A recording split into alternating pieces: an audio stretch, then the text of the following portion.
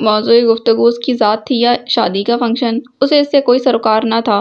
ابو کا گھر پر موجود نہ ہونا اور سب کا رسمی سا انداز اسے مایوس اور اداس کر گیا تھا۔ اس نے کروٹ بدلی تو نگاہ کھلی کھڑکی کے اس پار جھانکتی زرد چنبیلی کی شاخوں پر پڑی جس پر درد کلیاں کھلی تھیں۔ سورج کی روشنی ہر سو پھیلی تھی۔ وہ جلدی سے اٹھ بیٹھی۔ رات کو بہت دیر تک نیند نہیں آئی تھی، حتیٰ کہ ملیحہ آ کر سو بھی گئی تھی۔ نماز بھی قضا ہو گئی۔ اسے افسوس ہوا، پھر بال سمیٹ کر بینڈ میں جکڑتے ہوئے اٹھ گئی۔ کمرے کے ساتھ اٹیچ باتھ بھی تھا۔ فریش ہو کر باہر آئی تو گھر میں چائے سناٹے نے استقبال کیا۔ تخت اس وقت برآمدے میں موجود تھا جس پر رومان منہ پر اخبار لیے دراز تھا۔ پاس ہی آمنہ بیٹھی نیٹنگ کر رہی تھی۔ سرسبز پودے اور درختوں کی شاخوں اور پتوں سے پانی ٹپک رہا تھا، گویا گھر کے مکیں اپنا کام ختم کیے بیٹھے تھے۔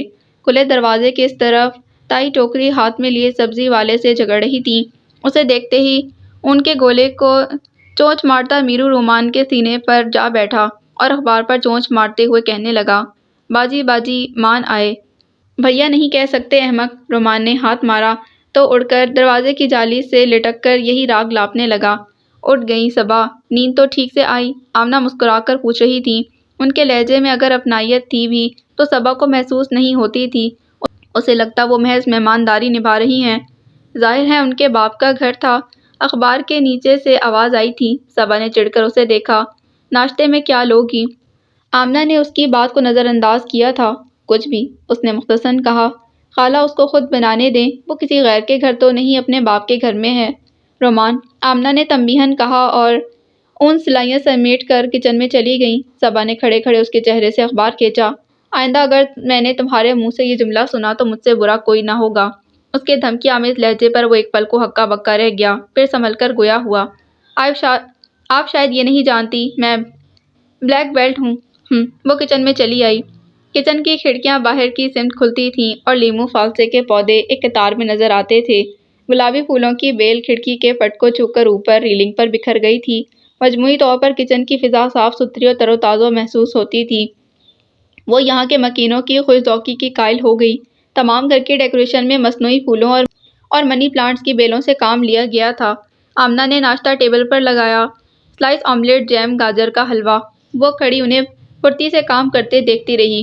اندر کہیں عجیب سا احساس کروٹ لے رہا تھا۔ یہاں اس جگہ اس کی ماں کو ہونا تھا اور یہ عورت کس آسانی سے بلا شرکت غیر اس گھر کی مالک بنی بیٹھی تھی اور وہاں اس کی ماں دوسروں کی چاکری کر رہی تھی۔ میرو اپنی چونچ میں ننھی سی پلاسٹک کی پیالی کھینچتا ہوا آیا اور عین کچن کے دروازے میں آن رکا، پھر پھڑپھڑانے لگا۔ اس کی ٹیں ٹیں سرگوشیوں میں وہ بغیر نوٹس لیے سلائس ہاتھ میں لیے اپنی ہی سوچوں میں ڈوبی رہی۔ میرو، تم نے صبح چائے پی لی تھی؟ آمنہ اسے ڈانٹ کر باہر نکل گئی۔ وہ زور زور سے ٹیں ٹیں کرنے لگا۔ تائی اماں سبزی کی ٹوکری ہاتھ میں لیے کچھ بولتی ہوئی آئیں اور کچن میں رکھ گئیں۔ وہ اپنے ہی خیالوں میں غلطاں چھوٹے چھوٹے نوالے لیتی رہی۔ میرو کوئی توجہ نہ پا کر خفا ہوا اور تخت کے نیچے گھس گیا۔ اس نے چائے کا کپ اٹھا کر لبوں سے لگا لیا۔ رومان تخت پر لیٹے نیچے جھکا میرو کی منتیں کرنے لگا۔ اس کی آواز پر وہ چونکی۔ خفا کر دیا نا میرو کو؟ میں نے کیا کہا ہے؟ وہ کچھ حیران ہوئی۔ وہ چائے لینے آیا تھا آپ سے، کنجوسی کی بھی حد ہوتی ہے۔ اب وہ شام تک باہر نہیں نکلے گا تو میں کیا کروں؟ مجھے کیا معلوم کہ طوطے بھی چائے پیتے ہیں؟ وہ چڑھ کر اٹھ گئی۔ سب لوگ کہاں ہیں؟ کوئی نظر نہ آیا تو اسی سے پوچھنا پڑا، سب کون؟ وہ میرو کی منتیں کرنے میں مصروف تھا۔ تم کسی بھی بات کا آرام سے جواب نہیں دے سکتے؟ رومان نے سر اٹھا کر قدرے حیرت سے اسے دیکھا، پھر پوچھنے لگا، آپ کو مجھ سے کیا پرخاش ہے؟ ملیحہ بی بی کالج گئی ہیں، انکل آفس میں ہوں گے، ملیحہ پچھلی طرف کپڑے دھونے میں مصروف ہے، خالہ اوپر چھت پر بیٹیاں کھنگالنے گئی ہیں کیونکہ سردیاں قریب ہیں اور امی باتھ روم میں ہیں۔ تو تم یہاں کیا کر رہے ہو؟ وہ چڑھ کر کہتی برآمدے کی سیڑھیاں اتر گئی۔ رومان ہنسنے لگا، پھر پکار کر کہنے لگا، کسی دن تفصیل سے بتاؤں گا جناب رومان احمد کی کیا مصروفیات ہیں۔ مجھے تو جیسے بہت شوق ہے تمہارے بارے میں جاننے کا۔ کچن کے پاس سے ایک پتلی سی گلی اکوی طرف جاتی تھی۔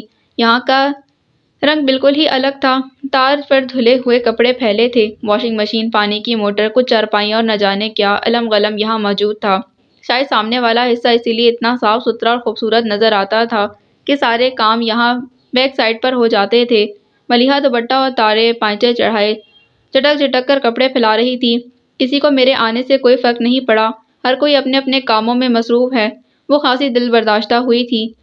تو تم کیا سمجھی تھی بی بی، سب لوگ دیدہ و دلفراش راہ کیے بیٹھے ہوں گے، تم اپنی سوتیلی ماں کے گھر آئی ہو۔ تبھی ملیحہ کی نظر اس پر پڑی۔ آؤ صبا، کچھ مدد کرواؤں؟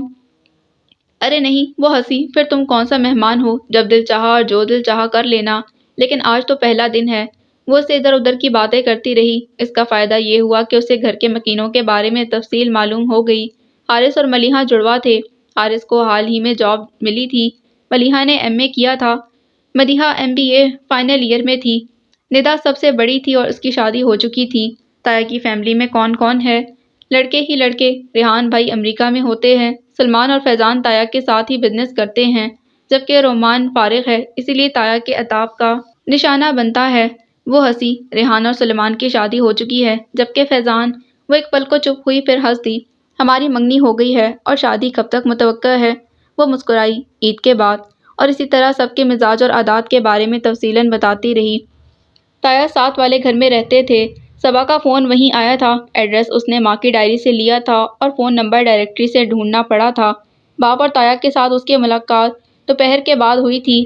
اچھا تو یہ ہے صبا بیٹی، ماشاءاللہ کتنی بڑی ہو گئی ہے، جب یہاں سے گئی تھی تو محض 6 ماہ کی تھی، تایا نے بے ساختہ کہا تھا۔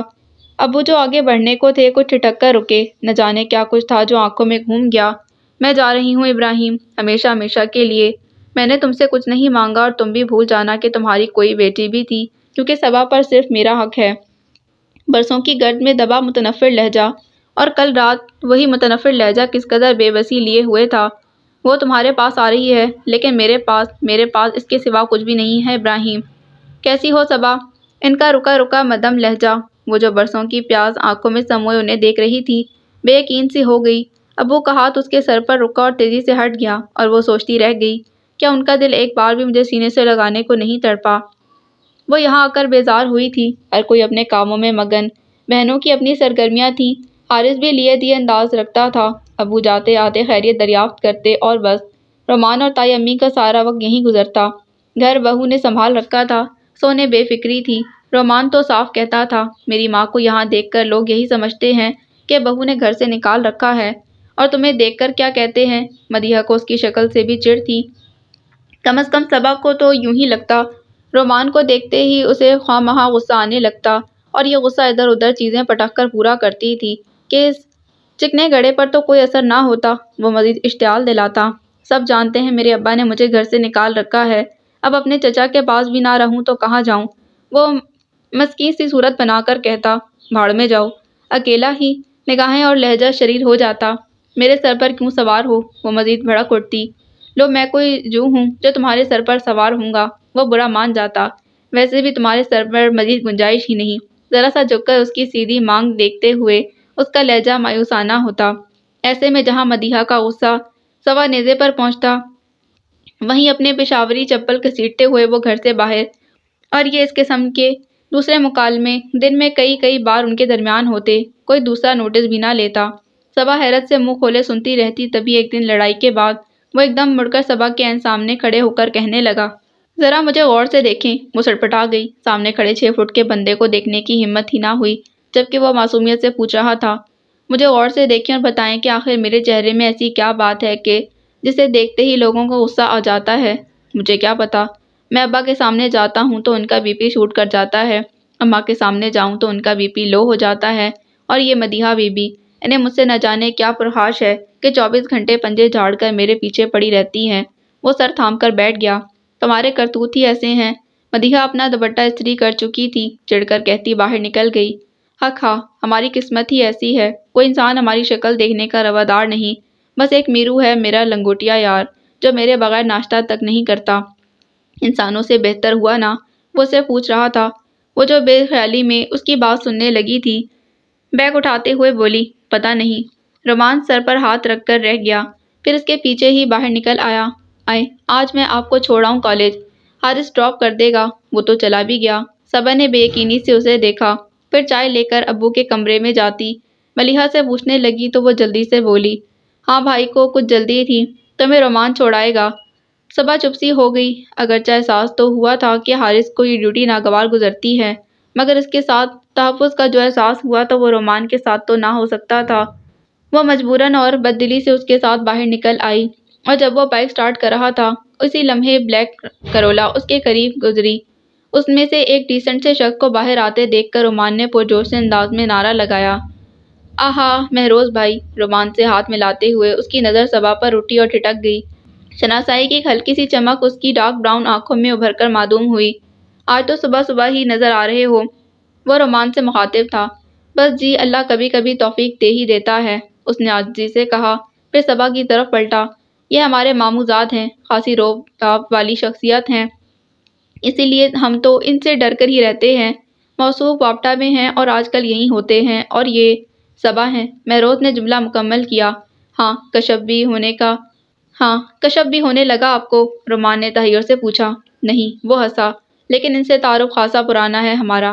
صبا نے چونک کر اسے دیکھا، پھر بھی اختیار پوچھا، آئی ایم سوری لیکن میں تو آپ کو نہیں جانتی۔ وہ مسکرا دیا، پھر اس کے سوال کو نظر انداز کر کے رومان سے پوچھنے لگا، کہاں جا رہے ہو؟ صبا کو کالج چھوڑنے جا رہا ہوں۔ گاڑی لے جاؤ اور واپسی پر سیدھے گھر آنا۔ اس نے چابی اس کے ہاتھ میں دی۔ ہمارے ابا جان بننے کی کوشش مت کریں۔ رومان نے منہ بنا کر چابی پکڑی اور آگے بڑھ کر دروازہ کھولنے لگا۔ مہروز بائک اندر لے گیا۔ وہ خاموشی سے گاڑی میں آ بیٹھی۔ مہروز بھائی آپ کو کیسے جانتے ہیں؟ رومان نے گاڑی بڑھاتے ہوئے پوچھا تھا۔ پتہ نہیں، وہ لج کر بولی۔ رومان سر پر ہاتھ مار کر رہ گیا۔ کسی بات کی خبر بھی ہوتی ہے آپ کو؟ ویسے وہ آپ ہی کے شہر کے رہنے والے ہیں۔ رومان نے بتایا تو وہ چونک گئی تھی، مگر ذہن پر بہت زور دینے کے باوجود یاد نہ آیا کہ وہ کبھی اس سے ملی بھی تھی۔ رمضان کا چاند نظر آ گیا تھا۔ کل پہلا روزہ تھا۔ آمنہ بیگم کی پھوٹی اور تائی کے مشورے وہ کالج سے آئی تو وہ دونوں بازار سے لوٹی تھیں، ڈھیر سامان ارد گرد سجائے۔ حسب معمول رومان گھر پر نظر نہیں آ رہا تھا۔ وہ کپڑے بدل کر کھانا کھانے کچن میں آئی تو وہاں گویا میلہ لگا ہوا تھا۔ تائی بادام چھیل رہی تھی۔ سکینہ جو اس وقتی ملازمہ تھی فرش پر پھسکڑا مارے دھڑا دھڑ گاجریں کش کر رہی تھی۔ اس کے ساتھ ساتھ تائی اور اس کے منہ چلانے کا مقابلہ بھی ہو رہا تھا۔ ملیحہ املی کی چٹنی بنا رہی تھی، جبکہ آمنہ بیگم سب کو ہدایات دینے کے ساتھ ساتھ کباب کی ٹکیاں بنا رہی تھیں۔ آؤ صبا، ہم لوگ دراصل مارکیٹ چلے گئے تھے، کل روزہ ہے، سوچا آج ہی رمضان کی تیاری کر لی جائے۔ رمضان المبارک میں تو غالباً روزے رکھے جاتے ہیں، لیکن یہاں تو لگتا ہے سارا مہینہ کھانے پینے کا مقابلہ ہوگا۔ رومان اچانک وارد ہوا۔ دیکھو آمنہ، اس کو تو ابھی یہاں سے نکال باہر کرو۔ تائی نے فوراً کہا۔ آمنہ خالہ میری ماں جیسی نہیں ہے، ترنت جواب آیا۔ آمنہ ہنس دیں تو تائی جھنجھلا گئیں۔ بس تم ہی نے اسے سر چڑھا رکھا ہے، اس کا باپ میرے پیچھے پڑا رہتا ہے کہ میں نے اس کو بگاڑا۔ میرے ابا سے آپ کی ملاقات کب ہوئی محترمہ خاتون؟ بے حد حیرت سے دریافت کیا گیا۔ تائی نے چمچ اٹھا لیا۔ خدا کی قسم کل میں بھول کر گھر چلا گیا تو ابا بلائے سے پھر رہے تھے، پوچھنے پر پتہ چلا اپنی اکلوتی بیوی کو ڈھونڈ رہے ہیں۔ آپ مانے نہ مانے دروازے کے باہر اشتہار لگا رکھا ہے، جہاں کہیں بھی ہو واپس تشریف لے آؤ، تمہیں کچھ نہیں کہا جائے گا۔ وہ احتیاطاً صبا کے پیچھے جا کھڑا ہوا۔ ملیحہ ہنسی روکنے کی ناکام کوشش کر رہی تھی۔ تو دفع ہو جا یہاں سے رومان، ابھی نکل۔ وہ ہتھیار اٹھا کر کھڑی ہو گئی۔ اس نے ہنستے ہوئے آگے بڑھ کر ان کے دونوں ہاتھ تھام لیے۔ وہ چڑھانے لگی، مگر وہ زبردستی انہیں کرسی پر بٹھا کر خود سامنے بیٹھ گیا۔ میری کوئی اولاد اتنی ناہنجار نہیں ہے رومان، جیسا کہ تو نکلا۔ تائی نے یہ جملہ خاصی رنجیدگی اور سنجیدگی سے کہا تھا۔ میں بھی انہی جیسا ہوتا تو ان سب کی قدر کیسے ہوتی آپ کو؟ اس نے لاپرواہی سے کندھے اچکائے اور بادام کھانے لگا۔ تیری جگہ اللہ مجھے کوئی بیٹی ہی دے دیتا، اور کچھ نہیں تو میرا ہاتھ ہی بٹا دیتی۔ تو کسی کام کا نہیں رومان۔ صبا کو لگا ایک پل کو رومان کے چہرے کا رنگ پھیکا پڑ گیا ہو، دوسرے ہی پل اس کا قہقہ بلند ہوا۔ کام سے یاد آیا، تھوڑا ہاتھ اپنی بہو رانی کا بھی بٹا دیجیے، وہ بھی خوش ہو جائے گی۔ ارے اسے میرے کام کی ضرورت نہیں ہے، نہ مشوروں کی۔ وہ جل کر گویا ہوئی۔ لے آئیں گی بازار سے ریڈی میڈ چٹنیاں، حرام کی کمائی ہے نا میرے بیٹوں کی۔ جو ذرا میں نے کہہ دیا کہ بہو یہ چیزیں گھر میں تیار ہوں تو کم خرچ بھی ہوتی ہے اور ذائقے دار بھی۔ کیا ہوا جو تھوڑی محنت کرنا پڑتی ہے، فائدے بھی تو بہت ہیں۔ مہارانی جھٹ سے بولی۔ اماں انسان پیسے کماتا کس لیے ہے؟ اب بندہ پوچھے اس لیے تو نہیں کماتا کہ دونوں ہاتھ سے لوٹاتا پھرے۔ جہاں 100 خرچ کرنے ہیں وہاں 50 خرچ کر لو، باقی کسی غریب کے کام آ جائیں۔ اس بابرکت مہینے میں تو ان کا حصہ بھی نکالنا چاہیے۔ رومان نے خاصے صبر سے ان کا طویل بیان سنا، پھر ان کی طرف جھک کر کہنے لگا، اماں وہ غریب میں بھی تو ہو سکتا ہوں، اور میں نے غریب کہا ہے، مفت خورے نہیں۔ وہ تڑک کر بولی۔ رومان کا چہرہ ایک بار پھر پھیکا پڑا، اب کہ اس نے بات کو کہکے میں اڑانے کی کوشش بھی نہیں کی۔ بس جہاں تھا وہیں تھم گیا۔ وہ لاشعوری طور پر کھڑی اس کے تاثرات نوٹ کر رہی تھی۔ تائی اماں نے اپنی بات جاری رکھی، طریقہ سلیقہ سیکھنا ہے تو میری آمنہ سے سیکھو، ہر چیز پہلے سے ہی گھر میں تیار۔ صبا نے چونک کر تائی کو پھر آمنہ کو دیکھا۔ ہلکی سی مسکراہٹ ان کے لبوں کا مستقل حصہ تھی۔ اس کے اندر کی جلن بڑھنے لگی۔ کیا یہ طریقہ، یہ سلیقہ میری ماں میں نہ تھا؟ ملیحہ نے ٹرے میں چاول اور رائتہ رکھ کر اس کی طرف بڑھا دیا۔ آج مصروفیت زیادہ تھی، اس لیے صرف چاول ہی بنائے تھے۔ یہاں تو جگہ ہی نہیں ہے، اندر ہی چلی جاؤ۔ اس نے ٹرے تھام لی۔ آمنہ نے فرائنگ پین میں وہ کباب فرائی کیے اور پلیٹ میں نکال کر ٹرے میں رکھ لیے۔ وہ خاموشی سے باہر جانے کو تھی جب رومان نے اسے پکارا، تو صبا بی بی، انہوں نے آپ کو انٹرویو کے لیے بھی نہیں بلایا؟ وہ چڑھ کر باہر نکل آئی۔ یوں ہی ادھر ادھر کی ذہنی الجھنوں میں وہ ایم فل کے ٹیسٹ کی ڈھنگ سے تیاری بھی نہ کر سکی تھی۔ ظاہر ہے ٹیسٹ کلیئر ہی نہ ہو سکا، انٹرویو تو بعد کی بات تھی۔ رومان نے اس بات پر خاصا ریکارڈ لگایا تھا، بلکہ بظاہر رازداری مگر بآواز بلند یہ بات پوچھتا تھا کہ کہیں اسے یہ لیکچررشپ سفارش سے تو نہیں ملی۔ وہ شرمندہ سی ہو گئی۔ لاؤنج میں مدیحہ صوفے پر نیم دراز نہ جانے کن سوچوں میں الجھی ہوئی تھی۔ صبا نے اسے ہمیشہ اسی طرح دیکھا تھا، الگ تھلگ بیزار، لڑتی جھگڑتی۔ اب بھی شاید کالج سے واپسی پر بغیر کپڑے بدلے وہ وہاں لیٹی تھی۔ تم نے کھانا کھا لیا مدیحہ؟ صبا نے یوں ہی رک کر پوچھا۔ وہ چونکی، پھر یوں ہی اس بات میں سر ہلا دیا۔ وہ وہیں بیٹھنے کے ارادے سے آئی تھی مگر اس کی طرف سے کوئی لفٹ نہ پا کر اپنے کمرے میں آ گئی۔ ٹرے میز پر پٹک کر بیڈ پر بیٹھ گئی۔ پتہ نہیں کیا سمجھتے ہیں اس گھر کے لوگ خود کو؟ پتہ نہیں غصہ کس بات پر آ رہا تھا، رومان کی بات پر، آمنہ بیگم کے لبوں کی مسکراہٹ، یا پھر مدیحہ کی بے اعتنائی پر؟ کچھ لمحے کھولتے رہنے کے بعد اس نے تھوڑا بہت کھایا، ٹرے کچن میں رکھی اور بغیر کسی کی طرف دیکھے واپس لاؤنج میں آ گئی۔ فون سٹینڈ وہیں تھا اور مدیحہ اب تک وہاں موجود تھی۔ مدیحہ، مجھے گھر فون کرنا ہے۔ اس نے دانستہ قدرے بلند آواز میں اسے متوجہ کیا تھا۔ ہاں تو کر لو۔ تم تھوڑی دیر کے لیے مجھے اکیلا چھوڑ دو گی؟ اس نے سباڑ لہجے میں کہا تھا۔ مدیحہ اٹھی اور ننگے پاؤں باہر نکل گئی۔ فون اٹھا کر ٹیبل پر رکھا اور نمبر ڈائل کرتے ہوئے دعا کرنے لگی کہ فون امی ہی اٹھائیں۔ وہ کسی اور سے بات نہیں کرنا چاہتی تھی اور دوسری طرف ماں کی آواز سن کر وہ بےتاب سی ہو گئی۔ زندگی میں پہلی بار وہ ماں سے اتنا دور ہوئی تھی۔ عالیہ بےتابی سے اس کا حال احوال دریافت کرنے لگی۔ پہلی بار تو بہت ہی مختصر سی بات ہوئی تھی، اس نے بس اپنے پہنچ جانے کی اطلاع دی تھی۔ دل لگ گیا تمہارا؟ عالیہ پوچھ رہی تھی۔ کہا امی، مجھے تو لگتا ہے میں اجنبیوں میں آ گئی ہوں، وہی بچپن کی عادت، ہر بات ماں سے شیئر کرنا۔ اس عورت کو یہاں اس گھر میں دیکھتی ہوں تو اس کی جگہ آپ کو یہاں ہونا چاہیے تھا۔ بہنیں بس مہمانداری نبھاتی ہیں، بھائی نے کبھی پلٹ کر نہیں دیکھا کہ میرا بھی اس سے کوئی رشتہ ہے، اور ابو، سب سے زیادہ حیرت تو مجھے ان کے رویے پر ہے، کہیں سے نہیں لگتا وہ میرے باپ ہیں۔ تلخ سے لہجے میں وہ کہتی چلی گئی۔ عالیہ خاموشی سے سنتی رہی، پھر طویل سانس لے کر بولی، اسی لیے منع کرتی تھی، اب تو تمہارا ایڈمیشن بھی نہیں ہوا، واپس آ جاؤ۔ ہاں سوچ رہی ہوں، لیکن اتنی جلدی ٹرانسفر بھی تو ممکن نہیں۔ وہ مایوس سی تھی۔ جس احساس تحفظ کی جستجو میں وہ یہاں تک آئی تھی، اب بھی وہ مفقود تھا۔ اسے لگتا یہاں بھی آ کر اگر کوئی مسئلہ ہوا تو اسے خود ہی حل کرنا ہوگا۔ یوں ہی ادھر ادھر کی باتیں اور دل کی بھڑاس نکال کر اس نے ریسیور کریڈر پر ٹکا دیا۔ فون سیٹ سٹینڈ پر رکھنے کے لیے پلٹی تو ٹھٹک گئی۔ اس کا رخ دروازے ہی کی سمت تھا اور اس کا خیال تھا کہ سب گھر والے باہر ہی ہیں۔ مہروز اندر آیا تھا، وہ گھر میں موجود ہے، اس کے گمان میں بھی نہ تھا۔ وہ شرمندہ ہو گئی، حرق ندامت سے پیشانی تر ہو گئی۔ کچھ بھی تھا اسے یوں دھڑلے سے سب کے بارے میں باتیں نہیں کرنی چاہیے تھی۔ مہروز کی آنکھوں میں ٹھہرا تحیر بتاتا تھا کہ وہ اس کی گفتگو کا بیشتر حصہ سن چکا ہے۔ وہ فون ہاتھ میں لیے کھڑی تھی۔ مہروز نے سٹینڈ کے نچلے خانے میں پڑا میگزین اٹھایا، اچٹتی سی نظر ساکت کھڑی لڑکی پر ڈالی اور اندر چلا گیا۔ وہ شاید یہی میگزین لینے آیا تھا۔ صبا کی رکی سانس باہر آئی۔ اس نے مرے مرے انداز میں فون سٹینڈ پر رکھا اور اپنے کمرے میں آ گئی۔ اور رات کو کھانے کے لیے بھی نہیں نکلی؟ ملیحہ دوبارہ پوچھنے آئی۔ ابھی بھوک نہیں ہے، رات کو لگے گی تو خود ہی کچھ لے لوں گی۔ شرمندگی تازہ تازہ تھی، مہروز کا سامنا کرنے کی ہمت نہ پڑ رہی تھی۔ نماز عشاء کے بعد بھوک نے زیادہ ستایا تو وہ کچن میں آ گئی۔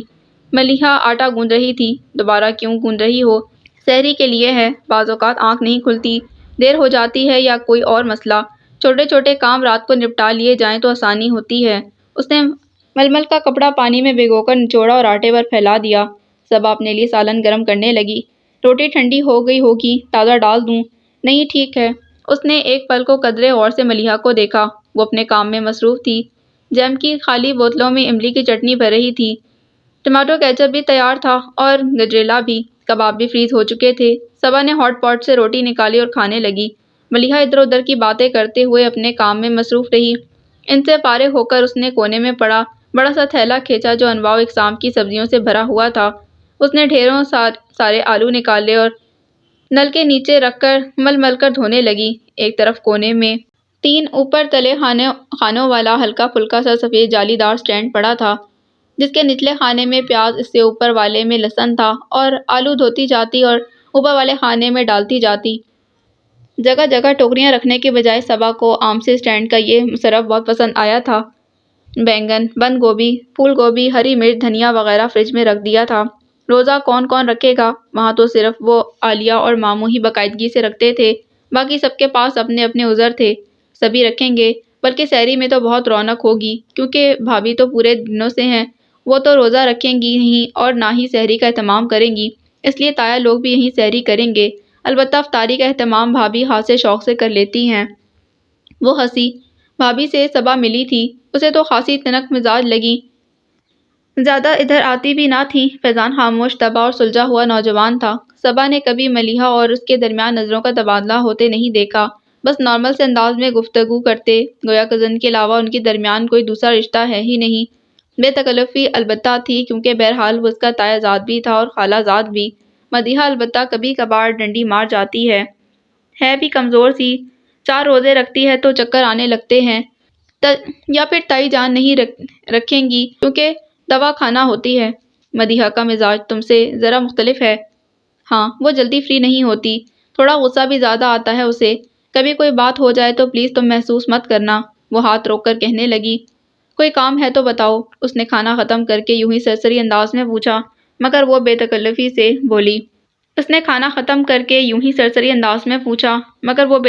سے بولی۔ ایسا کرو تم پیاز کاٹ لو، میں صبح کے لیے قیمہ بھون لوں، باقی سب تو پراٹھے کھائیں گے، مگر ابو اور تایا جان سالن کے ساتھ روٹی لیتے ہیں۔ صبح پیاز کاٹنے لگی، پھر یوں ہی سرسری انداز میں پوچھا تھا، مہروز بھائی چلے گئے؟ انہیں کہاں جانا تھا؟ وہ قدرے حیرت سے الٹا اسی سے پوچھنے لگی تو وہ سٹپٹا گئی۔ میرا مطلب تھا، ارے ان کی جاب ہے یہاں، ادھر ہی رہتے ہیں تایا کی طرف، ویکینڈ پر گھر جاتے ہیں۔ ماشاءاللہ، دونوں بہنیں کام کر رہی ہیں، ابو نے کچن کے دروازے میں کھڑے ہو کر خوش دلی سے کہا، پھر 1 کپ چائے کا کہہ کر اپنے کمرے میں چلے گئے۔ صبا نے دوسرے چولہے پر پانی چڑھا دیا۔ 2 کپ چائے بناتے ہوئے اس نے سوچا تھا وہ ابو کے ساتھ چائے پیے گی، جو فاصلے ابو طے نہیں کر پا رہے انہیں وہ خود مختصر کرے گی، مگر وہاں مہروز موجود تھا۔ دوسرا کپ اس کے سامنے رکھتے وہ خاصی بدمزہ ہوئی تھی۔ آپ سے کس نے کہا کہ مجھے چائے کی طلب ہے؟ فائل سے نظریں اٹھا کر اس نے حیرت سے پوچھا۔ الہام ہوا تھا، وہ جل کر کہتی باہر نکل گئی۔ سحری کے وقت اسے مدیحہ نے اٹھایا تھا۔ وسیع دسترخوان پر سبھی موجود تھے۔ رات کو گوبھی گوشت پکایا تھا، اب گوشت تو رات ہی ختم ہو گیا تھا، گوبھی خاصی بچی تھی۔ ملیحہ نے ہری مرچ اور دھنیا تھوڑا سا اناردانہ پیس کر گوبھی میں ملا کر اچھی طرح مسلا اور پراٹھے بنا دیے۔ ساتھ میں دہی اور اچار تھا، سادہ روٹی کے ساتھ قیمہ۔ آمنہ صورت سے گوبھی بھرے پراٹھے اتارتی رہی، سب مزے لے کر کھاتے رہے۔ کبابوں کی منہ دکھائی کب کریں گی؟ رومان نے آہستگی سے پوچھا۔ وہ ہنگامی حالت کے لیے رکھے ہیں، جس دن کچھ نہ ہوگا اس دن کباب پراٹھے چلیں گے، مدیحہ نے جواب دیا اور اس کے سامنے پراٹھا رکھ کر چلی گئی۔ ویسے بھی سحری کھا رہے ہو، دعوت ولیمہ نہیں؟ وہ تو میں کھلاؤں گا۔ تایا ابو نے اسے گھور کر دیکھا۔ صبا بھی خاموشی سے کونے میں ٹک گئی۔ مدیحہ سب کو سرو کر رہی تھی۔ کچن میں آئی تو آمنہ نے پوچھا، کسی اور کو تو ضرورت نہیں؟ نہیں، یہ کافی ہیں، تقریباً سبھی نے کھا لیا ہے، تم بھی جلدی کرو، وقت کم رہ گیا ہے۔ انہوں نے پلیٹ میں پراٹھا رکھ کر اس کی طرف بڑھایا۔ وہ پلیٹ اٹھا کر باہر آ گئی۔ تایا رومان سے خاصے تلخ انداز میں کہہ رہے تھے، نماز تو پورے سال تم نے ایک نہیں پڑھی، روزہ کیا قبول ہوگا تمہارا؟ روزہ الگ عبادت ہے اور نماز الگ، جواب ملا۔ میں نے تو سنا ہے نافرمان اولاد کی کوئی عبادت بھی قبول نہیں ہوتی، طنزیہ لہجہ۔ احمد، ابو نے ٹوکا، کیا بچے کے پیچھے پڑے رہتے ہو، جانے دو۔ تمہاری نوکری کا کیا بنا؟ اب کے تحمل سے دریافت کیا۔ وہ بھی کیا کرتے، 4 دن کے بعد اس کی صورت دیکھی تھی، جہاں وہ آتے وہ فوراً وہاں سے غائب ہو جاتا۔ نہیں ملتی، یوں سب کے سامنے ذرا اچھی نہیں لگی تھی، سو رکھائی سے جواب دیا۔ دیکھا تم نے ابراہیم، لہجہ دیکھو اس کا، لگ رہا ہے اپنے باپ سے بات کر رہا ہے۔ وہ بھڑک اٹھے، یہ میرے سامنے آتا ہے تو میرا فشار خون بلند ہونے لگتا ہے اس پر، اس کا لہجہ۔ وہ کھڑا ہو گیا۔ کہاں جا رہے ہو؟ ابو نے پوچھا۔ یہاں رہوں گا تو۔ اس نے ایک نظر تایا پر ڈالی اور کچن میں چلا گیا۔ صبا نے حیرت سے تائی جان کو دیکھا۔ وہ اطمینان سے کھانا کھا رہی تھی۔ وہی کیا سبھی مگن تھے۔ عادت ہے سب کو اس ہنگامے کی۔ مدیحہ اس کے قریب بیٹھی گویا اس کی حیرت بھانپ گئی تھی۔ اس کی حرکتیں ہی ایسی ہیں، جہاں موجود ہو وہاں سکون رخصت ہو جاتا ہے۔ نہ جانے کیا ملتا ہے اسے ایسی سچویشن کریٹ کر کے، مگر وہ تو آرام سے بیٹھا تھا۔ تایا جان ہی، اس کی شکل ہی ایسی ہے، دیکھ کر ہی غصہ آتا ہے۔ صبا نے پہلے سے زیادہ حیرت سے اسے دیکھا، جو اپنے سامنے رکھے پراٹھے میں چند سننے والے لے پائی تھی۔ تم کھا کیوں نہیں رہی؟ ملیحہ نے ٹوکا۔ مدیحہ کی نگاہ اڑتی ہوئی رومان کی پلیٹ تک گئی۔ اس نے ابھی آدھا پراٹھا ہی کھایا تھا۔ اس نے بددلی سے چند نوالے لیے اور ہاتھ کھینچ لیا۔ تایا جان ابھی تک اسے سلواتیں سنا رہے تھے۔ نماز پڑھنے کے بعد صبا نے آدھا پارا پڑھا اور سیڑھیاں چڑھتی اوپر آ گئی۔ وہ بڑھتے سورج کا منظر دیکھنا چاہتی تھی۔ ٹھیک ٹھاک ٹھنڈ تھی۔ اس نے شال اچھی طرح اپنے گرد لپیٹ لی۔ دور کھجور کے باغ کی اور سے سورج نے سر ابھارا تو باغ کے خدوخال ذرا سے نمایاں ہوئے، مگر دھند تھی۔ وہ بے حد خاموشی سے پرندوں کی چہکاریں اور آسمان پر پھیلتی روشنی دیکھتی رہی۔ دھند اسی طرح چیزوں کو چھپا لیتی ہے۔ وہ چونک کر پلٹی تو مہروز نے اپنا جملہ مکمل کیا۔ چیزوں کے خدوخال واضح ہی نہیں ہونے دیتی۔ اب اتنی دور سے اس دھند کے پار ہم نہیں جانتے کون سا درخت کس چیز کا ہے۔ یہ بھی تو ہو سکتا ہے جسے ہم کیکٹس سمجھ رہے ہیں وہ گلاب ہو۔ وہ خاموش ہی رہی۔ مہروز چند قدم آگے بڑھ کر اس کے برابر آیا۔ دونوں ہاتھ ریلنگ پر ٹکائے ہوئے ذرا سا رخ موڑ کر اسے دیکھا۔ صبا کا چہرہ سرخ ہو رہا تھا، جو کہ یقیناً سرد موسم کا شاخسانہ تھا۔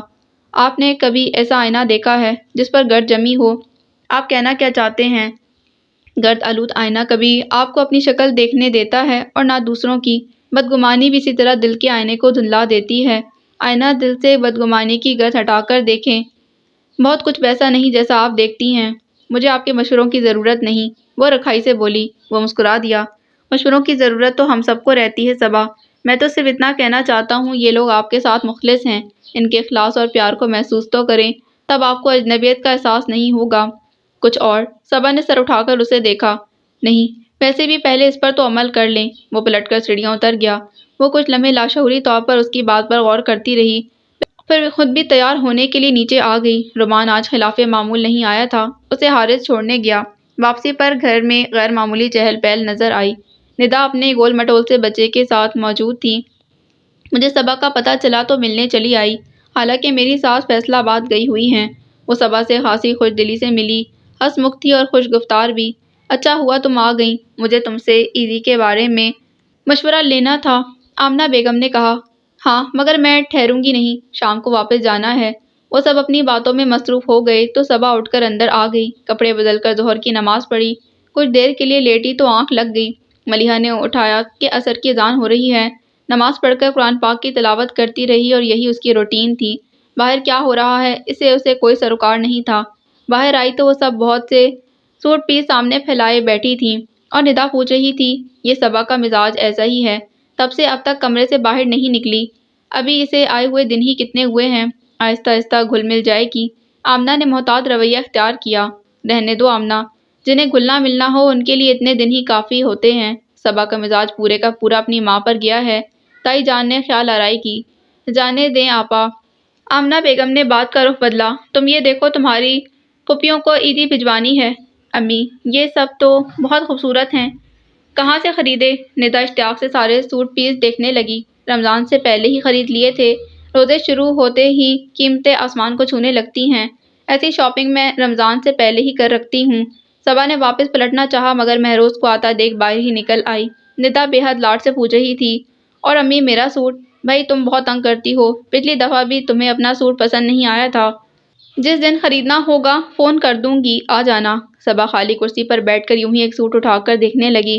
مہروز نے ندا کے پاس رک کر چند ایک باتیں کیں پھر باہر چلا گیا۔ ابھی تو لڑکیوں کے کپڑے بھی خریدنے ہیں، آمنہ بیگم نے کہا۔ پھر سوٹ صبا کے سامنے کرتے ہوئے پوچھنے لگی کہ کس پھوپھی کو کون سا سوٹ بھیجا جائے۔ وہ بس کندھے اچکا کر رہ گئی۔ وہ کون سا سب سے ملی تھی؟ عید تو یہیں کرو گی نا؟ ندا نے پوچھا تھا۔ نہیں، عید تو وہیں کروں گی، اس نے آہستگی سے جواب دیا۔ ارے ساری عیدیں وہیں کی ہیں، اس بار ہمارے ساتھ رہی۔ آمنہ بیگم نے پیار بھری خفگی سے کہا تو وہ قصدن مسکرا دی۔ اچھا، میں ذرا دیکھوں، میری بہو رانی نے افطاری میں کیا بنایا ہے؟ تائی اپنی گھٹنوں پر ہاتھ رکھ کر کھڑی ہو گئیں۔ تائی جان، رومان کو بھیجیے گا، مجھے اس سے کام ہے، ندا نے پکار کر کہا۔ ارے بیوی، وہ گھر میں ہوگا تب بھیجوں گی۔ دوپہر سے نہ جانے کہاں نکلا ہوا ہے، پیسے مانگ رہا تھا، میں نے بھی کہہ دیا باپ سے مانگو، بس اسی بات پر تو میں ہو گئی۔ وہ حد درجہ بیزاری سے گویا ہوئی۔ دے دیا کریں آپا، لڑکوں کے 100 خرچے ہوتے ہیں، آخر وہ کس سے مانگے؟ آمنہ بیگم نے ہمدردی سے کہا۔ ارے تو کما کر لائے، میں کب تک اس کے اللہ تللوں کے لیے اس کے باپ سے جھوٹ بولتی رہوں؟ جاب نہیں ملی اسے، وہ کرنا بھی چاہے، میں نے نہیں دیکھا کہ کبھی سنجیدگی سے وہ نوکری کی تلاش میں نکلا ہو، بس وہ منہ طوطا گلے میں لٹکائے عورتوں کی طرح گھر میں گھسا رہتا ہے۔ جوان اولاد کو پیار محبت سے قابو کیا جاتا ہے آپا، اس طرح تو وہ باغی ہو جائے گا۔ تو اب کیا ہے، سارا دن محلے کے لونڈوں کو ساتھ ملا کر پچھلے گراؤنڈ میں ہو ہا کرتے ہوئے جوڈو کراٹے کھیلتا ہے، اور اس دن کی سنو۔ جوش میں وہ صبا کے وجود کو فراموش کر گئی تھی۔ مہروز کی گاڑی تھی اس کے پاس، سگنل توڑ کر بھاگا، سپاہی نے روکا تو نہیں رکا، یہاں گھر کے دروازے تک پولیس آئی تھی اس کے پیچھے۔ سارا محلہ باہر نکل نکل کر دیکھ رہا تھا۔ خاک میں مل گئی باپ دادا کی عزت، وہ تو شکر ہے مہروز گھر پر موجود تھا۔ کس مشکل سے پولیس والوں کو سمجھا بجھا کر کچھ دے دلا کر رخصت کیا۔ اس کا باپ تو صاف کہتا ہے کاش یہ پیدا ہی نہ ہوا ہوتا۔ مدیحہ اندر سے ندا کے بیٹے کو اٹھائے نکلی۔ اس کا چہرہ غیر معمولی طور پر سرخ تھا۔ اس نے بچے کو ندا کی گود میں دیا اور خود کچن میں گھس گئی۔ تائی جان دل کی بھڑاس نکال کر چلی گئیں۔ صبا ایک طویل سانس لے کر کھڑی ہو گئی۔ ماحول کچھ سنجیدہ ہو گیا تھا۔ ملیحہ کچن میں فروٹ چاٹ بنانے میں مصروف تھی، وہ اوپر آ گئی۔ ڈھلتی شام کے پس منظر میں رومان کرسی پر دونوں ہاتھ سر کی پشت پر باندھے بیٹھا تھا۔ اپنی تپش ہوتے سورج پر اس کی نظریں جمی تھیں۔ اداس شام کے سارے رنگ اس کے چہرے پر اتر رہے تھے، اور یہ خاموش چپ اداس سا رومان پہلے والے رومان سے کتنا مختلف لگ رہا تھا۔ میرو اس کے گھٹنے پر بیٹھا نہ جانے کون سی سرگوشیاں کر رہا تھا۔ پرانے جاگرز، قدرے میلی شرٹ، گھسی ہوئی جینز۔ صبا نے شاید پہلی بار اس کے حلیے پر نظر ڈالی تھی۔ وہ اکثر اسی ایک شرٹ میں نظر آتا تھا، اور اس کے بارے میں اتنا کچھ سن لینے کے باوجود اسے لگتا کوئی کمی ہے جو رومان کو یوں اپنا آپ ضائع کرنے پر آمادہ کر رہی ہے، اور وہ کھوج بھی لیتی، مگر ڈرتی تھی اس کی ہمدردی یہاں کوئی اور فسانہ نہ بنا دے۔ رومان نے گردن گھما کر اسے دیکھا، اس کے چہرے پر خجالت کے رنگ نمایاں ہوئے۔ صبا جانتی تھی عین نیچے بیٹھی تائی جان کی آواز ایسی نہ تھی کہ رومان تک نہ پہنچتی۔ وہ قصداً مسکرایا۔ آئے صبا بی بی، مستفید ہو آئیں ہماری والدہ کی تقریر سے۔ تم انہیں تقریر کرنے کا موقع ہی کیوں دیتے ہو؟ وہ آہستگی سے چلتی اس کے قریب آئی۔ میرو کو چھونے کی کوشش کی تو وہ پھدک کر دوسرے گھٹنے پر اور پھر اڑ کر کرسی کے نیچے چلا گیا۔ آپ خود سوچیں اگر میں بھی نہ ہوں تو یہ سب کس ایشو پر بات کریں گے، کس بات کے لیے پریشان ہوں گے؟ گویا ان کو پریشان رکھنا بہت ضروری ہے، انہیں عادت ہے۔ وہ ہنسا۔ ایک بات پوچھوں رومان؟ اس نے کچھ سوچتے ہوئے کہا۔ کوئی نصیحت مت کیجیے گا، کیوں خود کو ضائع کر رہے ہو؟ کسی کو میری ضرورت ہی نہیں۔ رومان کا چہرہ تاریک ہو گیا۔ صبا کو اس کا لہجہ ایک معصوم بچے کی طرح لگا جو اپنے والدین کی عدم توجہی کا شکار تھا۔ کوئی انسان بے فائدہ نہیں ہوتا رومان، اور کبھی تم نے خود کو اپنے لیے بھی اہم سمجھنے کی ضرورت محسوس کی ہے؟ آپ نے مجھے اپنا کوئی نادان سا اسٹوڈنٹ سمجھ لیا ہے؟ نہیں، چھوٹا بھائی سمجھ کر بات کر رہی ہوں۔ وہ مسکرائی۔ رومان خاموشی سے سورج پر نظریں جمائے بیٹھا رہا، پھر آہستگی سے گویا ہوا۔ پتہ ہے صبا، میں گھر میں سب سے چھوٹا ہونے کی بنا پر سب سے زیادہ لاڈلا ہوا کرتا تھا۔ کرکٹ، باکسنگ، جوڈو کراٹے میرے فیورٹ گیم تھے، اور ابو اس کے سخت خلاف۔ ہمہ وقت کتاب پر جھکے رہنے والے بچے انہیں بہت پسند تھے۔ بس کوئی ایک لمحہ ہوتا ہے جب آپ کسی کے سامنے اپنا آپ کھول کر رکھ دینا چاہتے ہیں، خواہ وہ کوئی بھی ہو۔ رومان بھی ایک ایسے لمحے کی زد میں آ گیا تھا، یا شاید اس سے قبل کسی نے اسے اتنی فرصت اور توجہ سے سنا ہی نہ تھا۔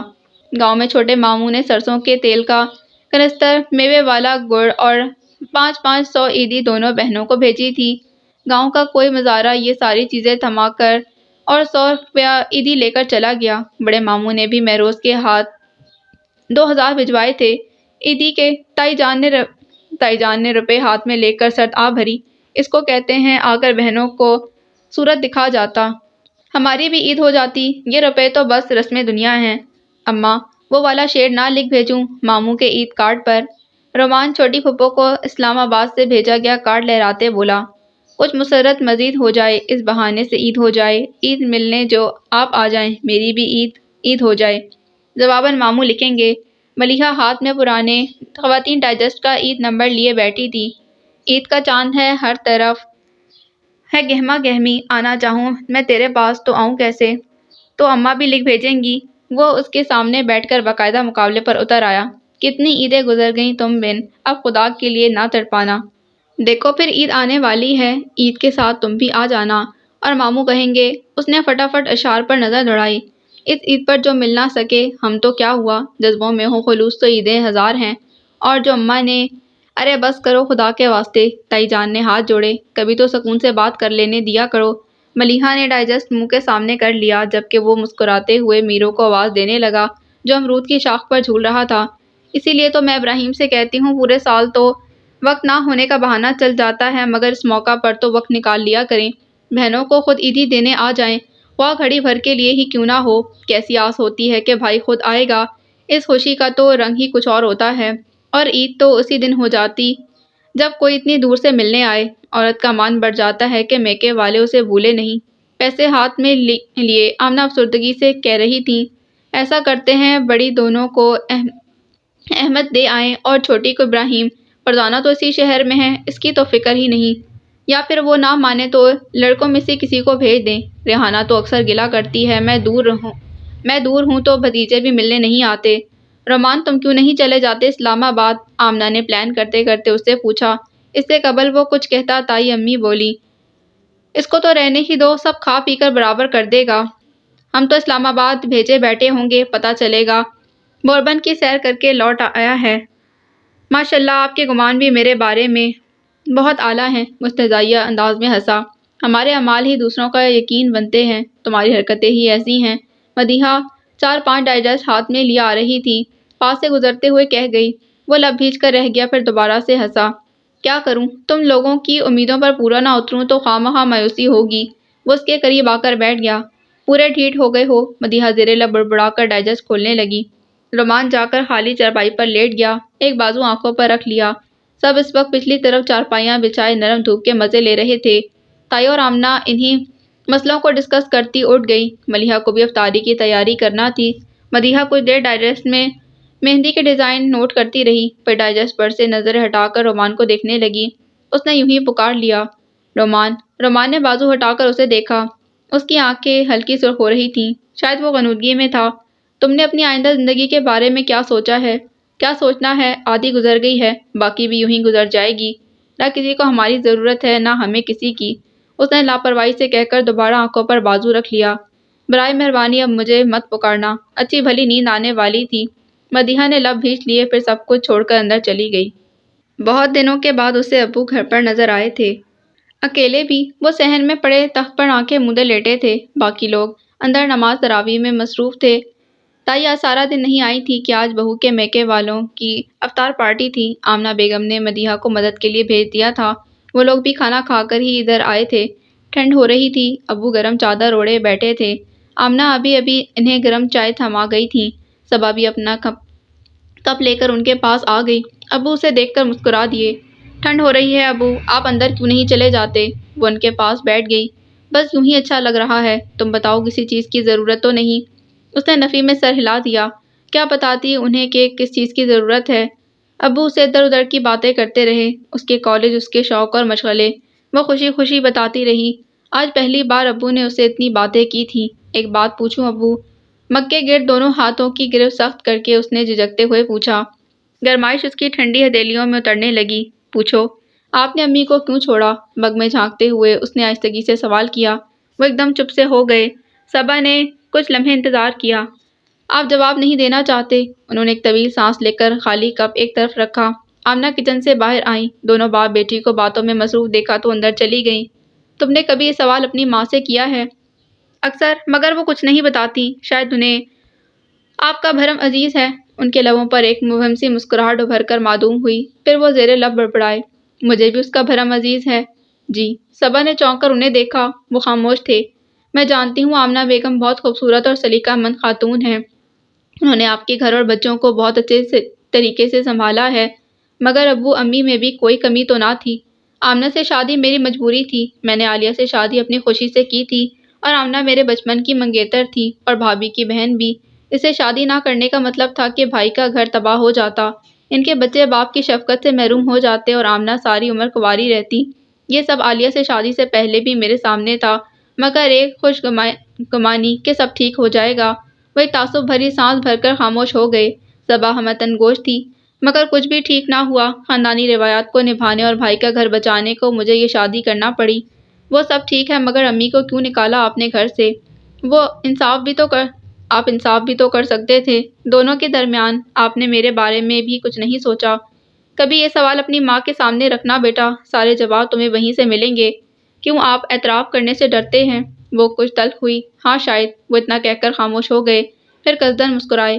ہم کوئی اور بات نہیں کر سکتے؟ اور کیا؟ وہ بے خیالی میں بولی۔ یہی کہ میری بیٹی یہاں ہمیشہ میرے پاس رہے۔ انہوں نے اس کے چہرے پر ایک شفقت بھری نگاہ ڈالی۔ یہ ممکن نہیں ہے ابو، میں امی کو اکیلا نہیں چھوڑ سکتی۔ یہ تو ٹرانسفر کا پرابلم ہے، جیسے ہی حل ہوا واپس چلی جاؤں گی۔ صبا کا لہجہ سپاٹ سا تھا۔ شادی بھی ہوگی تمہاری، تب کی تب دیکھی جائے گی، اس نے ٹالا۔ وہ نہ جانے کس سوچ میں ڈوب گئے۔ صبا نے ہاتھ میں پکڑے ٹھنڈی چائے کے مگ کو دیکھا۔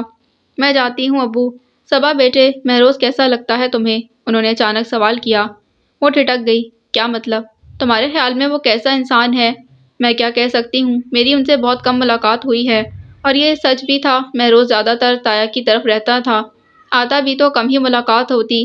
بات چیت کی نوبت تو ایک آدھ دفعہ ہی آئی۔ بہت اچھا اور سلجھا ہوا لڑکا ہے۔ آپ کیوں؟ صبا نے الجھ کر جملہ ادھورا چھوڑا۔ اس نے تم سے شادی کی خواہش کا اظہار کیا ہے؟ ابو نے آہستگی سے بتایا۔ صبا کا دماغ پھک سے اڑ گیا۔ یہ کیا کہہ رہے ہیں آپ؟ ٹھیک کہہ رہا ہوں، انہوں نے تصدیق کی۔ بات گمسم۔ صبا گمسم سی بیٹھی رہ گئی۔ ابو مہروز کی تعریف میں رطب اللسان تھے۔ ابو میں نے کبھی ایسا نہیں سوچا، وہ بے چارگی سے گویا ہوئی۔ تو اب سوچ لو، کوئی بھی فیصلہ تمہاری مرضی کے بغیر نہیں ہوگا۔ تم ایک سمجھدار اور باشعور لڑکی ہو، اپنے بارے میں فیصلہ کر سکتی ہو۔ پتہ نہیں وہ اپنی ساری بیٹیوں کے بارے میں اتنے ہی لبرل تھے یا صرف اسی کو اختیار دے رہے تھے۔ آپ نے امی سے بات کی؟ کیوں، تمہارے بارے میں کوئی فیصلہ نہیں کر سکتا؟ انہوں نے مسکرا کر کہا تو صبا نے سنجیدگی سے انہیں دیکھا۔ میرے بارے میں فیصلہ کرنے کا اختیار صرف امی کے پاس ہے، مجھ پر بھروسہ نہیں ہے؟ وہ خاموش رہی۔ اچھا ٹھیک ہے، میں ان سے بات کر لوں گا۔ انہوں نے اس کا سر تھپتھپایا اور اٹھ کر اندر چلے گئے۔ وہ یوں ہی مگ میں جھانکتی خاموش بیٹھی رہی۔ ذہن اتنا خالی تھا کہ ابھی اس بارے میں کچھ سوچ بھی نہ رہا تھا۔ پھر خیالات آپس میں گٹمٹ ہونے لگے۔ مہروز کے ساتھ ہونے والی ملاقاتوں کو وہ انگلی کی پوروں پر گن سکتی تھی، اور ان چند ملاقاتوں میں وہ اتنا بڑا فیصلہ کر گیا۔ حالانکہ وہ ایسی کوئی حور پری بھی نہ تھی، اور آمنہ بیگم اس کی سوتیلی ماں کیسے اپنے بھتیجے کے ساتھ اس کی شادی پر رضامند ہوں گی؟ اور امی وہ مان جائیں گی جو چند روز کے لیے بھی اسے یہاں بھیجتے ہوئے ڈرتی تھیں؟ لیکن اس نے ایسا سوچا بھی کیسے؟ اس نے جھنجھلا کر سر اٹھایا اور ٹھٹک گئی۔ مسئلے کا حل چائے کے کپ میں نہیں ملتا، مسئلے تو اس کے سامنے کھڑا مسکرا رہا تھا، اور حل ٹھنڈ ہو رہی ہے، اندر جاؤ، وہ کہہ کر آگے بڑھ گیا۔ مہروز نے رک کر اس الجھی لڑکی کو دیکھا۔ وہ کچھ لمحے متذبذب سی کھڑی رہی۔ ابو نے ابھی مجھ سے ایک بات کی ہے۔ کیسی بات؟ اس نے استفسار کیا۔ آپ کے بارے میں۔ اور ایسا کہتے ہوئے اس نے شاید پہلی بار مہروز کو غور سے دیکھا۔ آئی سی۔ وہ جو جانے کے ارادے سے پلٹ رہا تھا، مکمل طور پر گھوم کر اس کے سامنے آ کھڑا ہوا۔ تو کوئی اعتراض ہے تمہیں؟ وہ سنجیدگی سے دریافت کر رہا تھا۔ صبا کچھ پزل سی ہوئی۔ میں صرف یہ پوچھنا چاہتی ہوں کہ اتنی جلدی اتنا اہم فیصلہ کیسے کر لیا آپ نے؟ وہ 2 قدم آگے بڑھا اور اسی سنجیدگی اور سادہ سے انداز میں کہنے لگا۔ دیکھیں صبا، میں نے بہت سیدھی سادی اور صاف ستھری زندگی گزاری ہے۔ زندگی کے بارے میں میری پلاننگ بھی کوئی بہت لمبی چوڑی نہیں رہی۔ اس طرح شادی بھی۔ آپ کے ذہن میں ایک تصور تو ہوتا ہے کہ اس طرح کے شخص یا لڑکی کے ساتھ زندگی اچھی گزر سکتی ہے، تو بس جب آپ کو میں نے دیکھا تو مجھے احساس ہوا کہ ہم دونوں ایک اچھی زندگی گزار سکتے ہیں۔ میں نے فیصلہ کر لیا۔ والدین کی طرف سے مجھ پر کوئی دباؤ نہیں ہے، اور آپ پر بھی کوئی فیصلہ مسلط نہیں کیا جا سکتا۔ اس لیے میں نے تو اپنی رضامندی یا پروپوزل کہہ لیں آپ کے سامنے رکھ دیا ہے، اور اب ہاں یا نہ میں جواب آپ کو ہی دینا ہے۔ سادہ اور ٹھوس انداز بغیر کوئی الجھن لیے ہوئے تھا۔ میں اتنی جلدی کوئی فیصلہ نہیں کر سکتی۔ آپ کو کرنا بھی نہیں چاہیے۔ وہ فوراً گویا ہوا۔ یہ پوری زندگی کا معاملہ ہے، اگر غلط ہو جائے تو ہمارے معاشرے میں سب سے زیادہ نقصان عورت کا ہی ہوتا ہے۔ آپ بھی کوئی ٹینشن لیے بغیر اچھی طرح سوچ لیں۔ اس نے الجھے انداز میں اس بات میں سر ہلایا۔ مہروز نے بغور اسے دیکھا۔ اس کی سادہ سی نگاہوں میں خوبصورت سا تاثر بھرا تھا۔ ویسے مجھے سوچنے میں زیادہ وقت نہیں لگا تھا۔ اس نے چونک کر سر اٹھایا، مگر وہ اندر جانے کو پلٹ چکا تھا۔ مدیحہ ڈھیر سارے کارڈ بکھرائے مختلف ڈائجسٹوں میں سے عید کی مناسبت سے اشعار اور نظمیں ڈھونڈ رہی تھی۔ یہ سارے کارڈز وہ کل ندا کے ساتھ جا کر لائی تھی۔ ساتھ ہی ندا نے اپنا عید کا جوڑا، میچنگ چوڑیاں اور جوتا بھی خرید لیا تھا۔ آمنہ نے اسے پیسے دے دیے تھے، باقی چیزیں انہوں نے بھی پہلے ہی خرید رکھی تھیں۔ ان کا خیال تھا چاند رات کو یہ عیدی اس کے سسرال دینے جائیں گے۔ آج چھوٹی بہو جو اسی شہر میں رہتی تھی، اس کے ہاں افطار پارٹی تھی۔ صبا کو بطور خاص انہوں نے زور دے کر بلایا تھا، ورنہ وہ ایسی پارٹیز کو نظر انداز ہی کرتی تھی۔ سبھی وہاں گئے تھے۔ مدیحہ گھر پر رہ گئی تھی اور اب وہ فرصت سے بیٹھی اپنی فرینڈز کو کارڈ لکھ رہی تھی۔ مہروز افطاری کے بعد ہی واپس آ گیا تھا کہ اسے آفس کا کام کچھ نپٹانا تھا۔ ملیحہ کے خیال سے ساتھ ہی آ گئی تھی۔ ہیلو پوری باڈی، کہاں ہے سب؟ صوفے پر آلتی پالتی مار کر بیٹھی مدیحہ نے سر اٹھا کر اسے دیکھا۔ وہ صبح سے ہی غائب تھا۔ کہاں گئے سب؟ تم صبح سے کہاں تھے؟ وہ الٹا پوچھنے لگی۔ انداز کچھ عجیب سا تھا۔ تم سے مطلب؟ رومان اس کے قریب بیٹھ کر کارڈ اٹھا کر دیکھنے لگا۔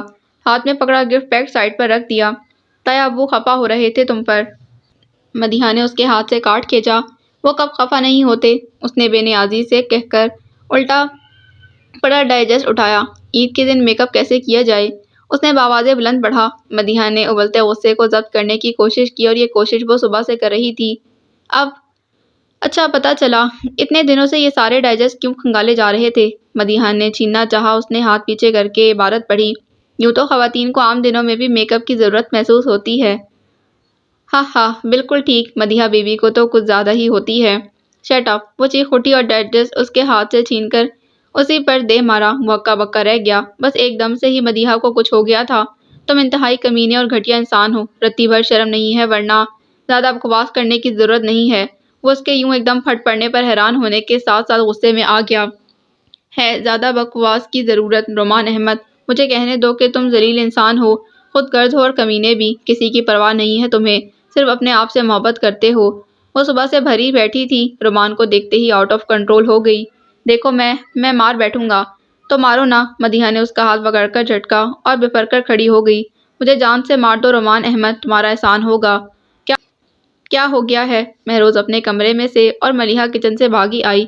مدیحہ غصے میں تھی، رو رہی تھی اور چیخ رہی تھی، جبکہ رومان ہکا بکا کھڑا تھا۔ تم ایک ناکام انسان ہو رومان احمد، ساری زندگی اسی طرح بھائیوں کے ٹکڑوں پر پلتے رہو گے اور کچھ نہیں کر سکو گے۔ کان کھول کر سن لو، اس گھر کا ہر فرد تم سے نفرت کرتا ہے، حتیٰ کہ تمہاری ماں بھی۔ کسی کو تمہاری ضرورت نہیں۔ اب اگر تم میں ذرا سی بھی غیرت ہے تو چلو بھر پانی میں ڈوب مرو یا چلے جاؤ یہاں سے۔ مدیحہ، رومان نے بامشکل اپنا اٹھا ہوا ہاتھ روکا۔ ملیحہ تڑپ کر قریب آئی۔ وہ بالکل ہسٹرک ہو رہی تھی۔ کیا ہوا ہے مدیحہ میری جان؟ پاگل ہو گئی ہوں میں اور یہ شخص مجھے اور پاگل کر دے گا۔ اسے کہیں یہاں سے چلا جائے، میرے سامنے مت آیا کرے۔ وہ ملیحہ سے سنبھل نہیں رہی تھی۔ مہروز نے آگے بڑھ کر رومان کا بازو تھاما اور کھینچ کر باہر لے گیا۔ وہ ملیحہ سے لپٹ کر تڑپ کر رو رہی تھی اور وہ پوچھتی ہی رہ گئی، کیا ہوا میری جان، کچھ تو بتاؤ۔ وہ کیا بتاتی کہ کس اذیت سے گزر رہی ہے۔ بچپن میں ایک بار تائی جان نے کہا، یہ دونوں بچیاں تو میری ہیں، ملیحہ فیضان کی اور مدیحہ رومان کی دلہن بنے گی، اور پھر بار بار اسی بات کو دہرایا گیا۔ بات کرنے والوں نے یہ بھی نہیں سوچا کہ معصوم ذہنوں پر اس کا کیا اثر ہوگا۔ بچپن کے نقوش تو انمنٹ ہوتے ہیں، پتھر پر لکیر بن جاتے ہیں۔ رومان کی چاہت بڑے ہونے تک اس کی نس نس میں سما گئی تھی، خون میں سرایت کر گئی۔ اگرچہ ان دونوں کے درمیان اس موضوع پر کبھی بات نہیں ہوئی تھی، مگر وہ تو رومان کو اپنا اور خود کو رومان کی مانند سمجھتی تھی۔ مگر حقیقت کا ادراک تو اس لمحے ہوا جب منگنی کی انگوٹھی سے ملیحہ کے ہاتھ میں ڈالی گئی۔ گزشتہ 2 سالوں میں تو گویا سب ہی کچھ بدل گیا۔ ہر کوئی اپنی اپنی زندگی سیٹ کر گیا اور وہ سب سے دور ہو گیا۔ اس نے ہر وہ کام کیا جس سے تایا کو نفرت تھی۔ ان کا غصہ، ان کی دھمکیاں، ان کی نفرت اسے ڈھیٹ سے ڈھیٹ تر کرتی گئی۔ ہر کوئی اس سے مایوس ہو گیا۔ اگر نہیں ہوئی تو مدیحہ ابراہیم، جو ہمیشہ ایک آس کا دامن تھامے رکھتی کہ وہ کبھی تو سدھرے گا۔ لوگ اس کے بارے میں بات کرتے تو لہجہ استہزائیہ ہوتا، مدیحہ کو برا لگتا۔ تایا ابو اسے ڈانٹتے، اسے تایا پر غصہ آنے لگتا۔ تائی بہت تنگ آ کر بددعائیں دیتی تو وہ ایک اذیت میں اتر جاتی۔ اسے تو پل پل اذیت کا سفر تھا۔ اسے نہ سدھرنا تھا، نہ سدھرا۔ لوگ بھول ہی گئے کبھی ان دونوں کے بارے میں کوئی بات بھی کی گئی تھی۔ اور آج صبح امی نے ندا سے کہا کہ وہ مدیحہ کے لیے بھی کوئی رشتہ دیکھے، وہ چاہتی ہیں عید کے بعد دونوں کی اکٹھی شادی ہو جائے۔ مگر امی، وہ رومان اب اس قابل ہے کہ اپنی بیٹی کا رشتہ اسے دوں۔ یوں بھی بھائی صاحب اس سے اتنا تنگ آ چکے ہیں کہ جائیداد سے آنکھ کرنے کے بارے میں سوچ رہے ہیں۔ کام وہ کوئی نہیں کرتا، ہر روز کسی نہ کسی جھگڑے میں ملوث ہوتا ہے۔ عجیب و غریب لوگوں میں اس کا اٹھنا بیٹھنا ہے۔ مجھے تو ڈر ہے کہیں غیر قانونی سرگرمیوں میں ملوث نہ ہو جائے۔ بھائی صاحب تو صاف کہتے ہیں کہ یہ ڈاکو ہی بنے گا۔ بس تم اس کو چھوڑو، اپنے اپنے سسرال میں دیکھو، اچھی پڑھی لکھی فیملیز ہیں، ان کے لیے تو ایک بات تھی سو ختم ہو گئی۔ مدیحہ کو لگا اس کی سانس ہی رک گئی ہے۔ ہر کوئی اپنے اپنے کاموں، اپنی مصروفیات میں مگن، کسی کو خبر ہی نہ ہوئی وہ کس عذاب سے گزر رہی ہے، اور اس عذاب کو کسی نہ کسی کے سامنے تو نکالنا ہی تھا۔ وہ روتے ہوئے یہ سب ملیحہ کو بتاتی رہی، وہ شیردر سن رہی تھی۔ مدیحہ، تم نے یہ سب مجھے پہلے کیوں نہیں بتایا؟ میں مر جاؤں گی ملیحہ، اس سے کہو یہ سب مت کرے۔ اس نے ہتھیلی کے پشت سے آنسو صاف کرتے چاہے تو خاموش کھڑے مہروز نے اس کا ہاتھ پکڑ کر نرمی سے کہا، ان آنسوؤں کو مت صاف کرو۔ میں نے پہلی بار کسی کو اس کے لیے روتے دیکھا ہے جس سے اس کے والدین بھی مایوس ہو چکے ہیں۔ نہ جانے وہ کب اندر آیا تھا۔ مدیحہ نے دونوں ہاتھوں میں چہرہ چھپا لیا۔ منہ چھپانے سے کچھ نہیں ہوگا مدیحہ، یہ تو اعتراف کا وقت ہے، اس بات کا اعتراف کہ اسے بھٹکانے میں ہمارا بھی ہاتھ تھا۔ ملیحہ کے ساتھ ساتھ مدیحہ نے بھی حیرت سے اسے دیکھا۔ ہاں، ہم سب کا اور خاص طور پر اس کے والدین کا آج ہمارے اس اعتراف میں انہیں بھی شریک ہونا چاہیے، مگر وہ نہیں ہوں گے، کیونکہ انسان جب صرف خود کو ہی ٹھیک سمجھنے لگے تو باقی سب غلط لگنے لگتے ہیں۔ وہ ایک پل کو خاموش ہوا۔ غلطی تو تربیت میں ہوئی، جس طرح ہر انسان دوسرے سے نئے نقش اور رنگ میں مختلف ہوتا ہے، اسی طرح اس کی عادت، فطرت، شوق اور اس کے مطابق رویے ہوتے ہیں۔ سب نے یہ سمجھ لیا کہ وہ بھی فیضان یا ریحان کی طرح ہے، موم کی ناک جدھر موڑو وہیں مڑ جائے گا، جبکہ اس کی فطرت میں تو تجسس تھا، چیزوں کو اسی طرح قبول کرنے میں اس کا ذہن الجھ جاتا تھا۔ بچپن میں بے تحاشا لاڈ کے بعد ایک دم اس پر پابندیاں عائد کر دینا۔ اس نے جوڈو کلب کھولنا چاہا، تایا بھڑک اٹھے کہ یہ کیا کام ہے، حالانکہ یہ ایک صحت مند سرگرمی ہے۔ اس نے فوج میں جانا چاہا، تایا اڑ گئے کہ میرے ساتھ کاروبار میں شریک ہو۔ آخر وہ اپنے اندر کی متجسس، بے چین اور جارحانہ فطرت کو کیسے تسکین دیتا؟ وہ منفرد قسم کا نوجوان تھا مگر باغی نہیں تھا، اسے باغی بنانے والے تو ہم ہی تھے۔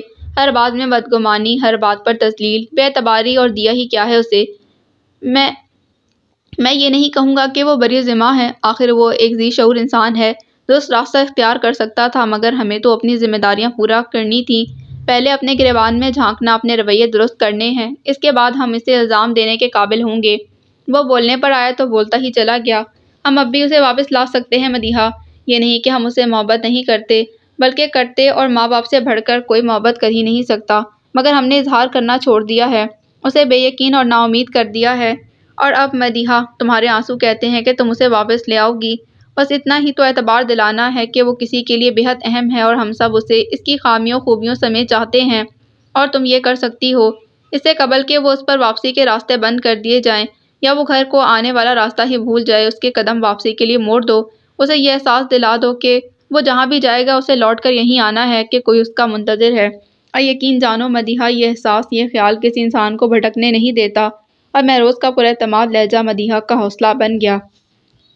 صبا نے سوچا تھا کہ وہ ہر معاملہ ماں پر چھوڑ دے گی، وہ جو بھی فیصلہ کریں، مگر فیصلہ خود بخود ہو گیا۔ وہ پھپھو کے ہاں افطار پارٹی سے لوٹی تو بہت مزمل تھی۔ چھوٹی پھپھو کی آواز بار بار کانوں میں گونجتی تھی۔ کس طمطراق سے گئی تھی وہ عورت، کبھی لوٹ کر نہ آنے کے لیے، مگر خون کی کشش دیکھی تم نے، اولاد خود چل کر باپ کے پاس آ گئی۔ لیکن مجھے اس بات پر حیرت ہے کہ تم اپنی سوکن کی بیٹی کو بھتیجے سے بیاہنے کو تیار ہو گئیں۔ وہ اچھی لڑکی ہے اور مہروز کو پسند ہے، آمنہ نے رسانیت سے جواب دیا۔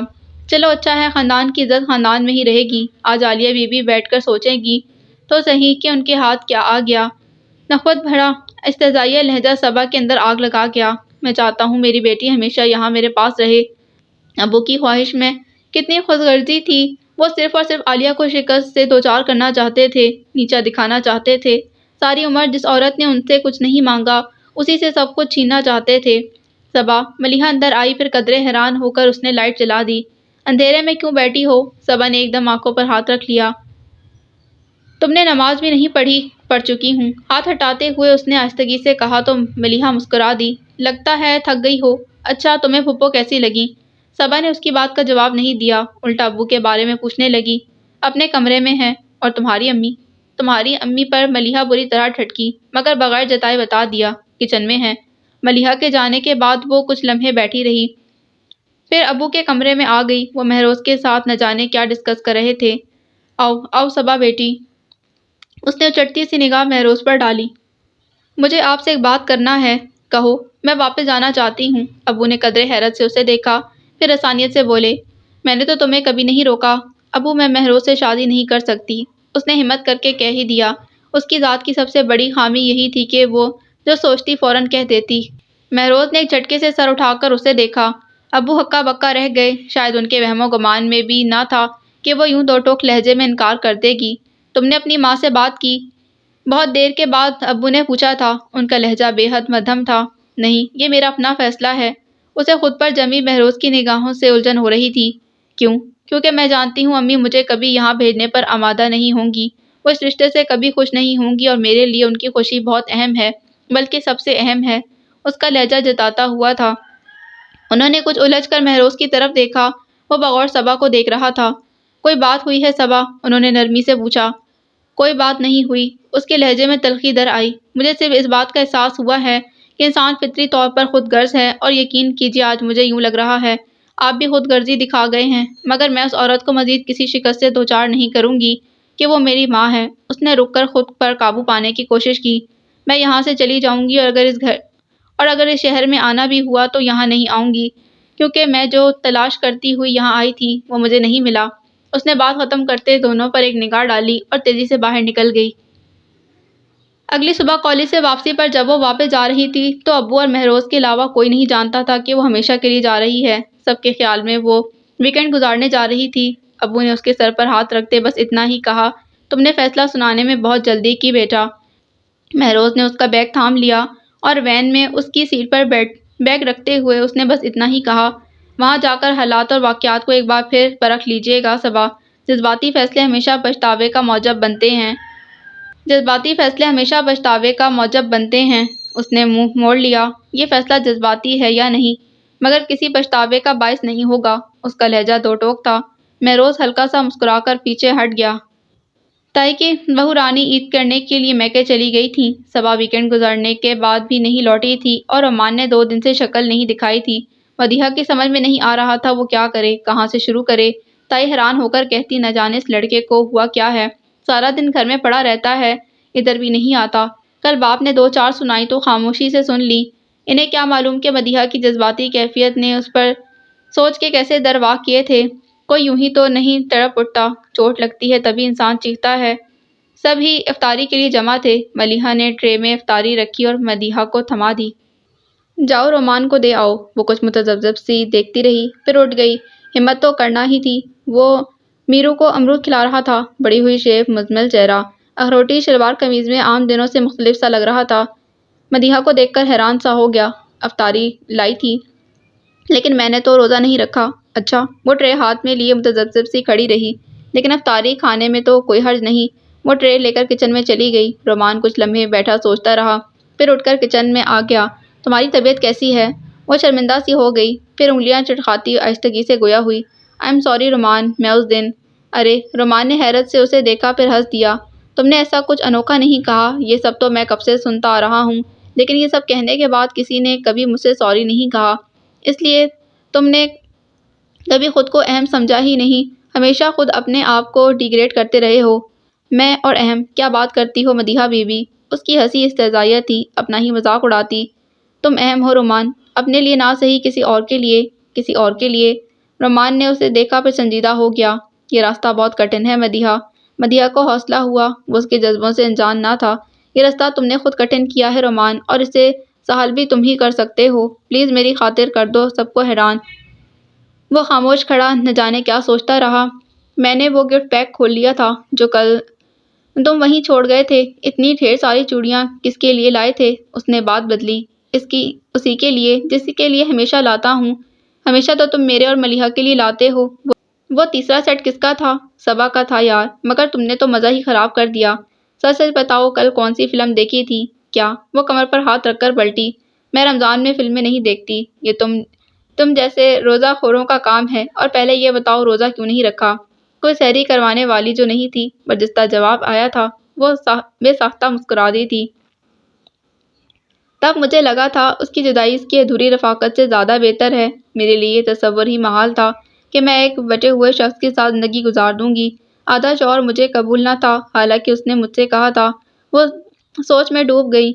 اس نے مجھ سے کیا کہا تھا؟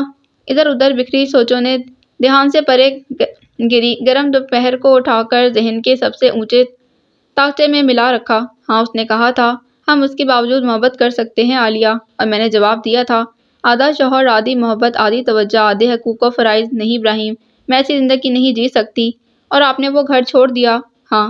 انہیں ایک ایک لمحہ یاد آنے لگا، کچھ بھی تو نہ بھولا تھا، اور ان کے پاس تھا ہی کیا جو باتیں، وہی چند دن محبت کے، چند راتیں رفاقت کی، اور ہجر کی ہتھیلیوں پر دھری لمبی گرم دوپہر، اور ایک آخری نظر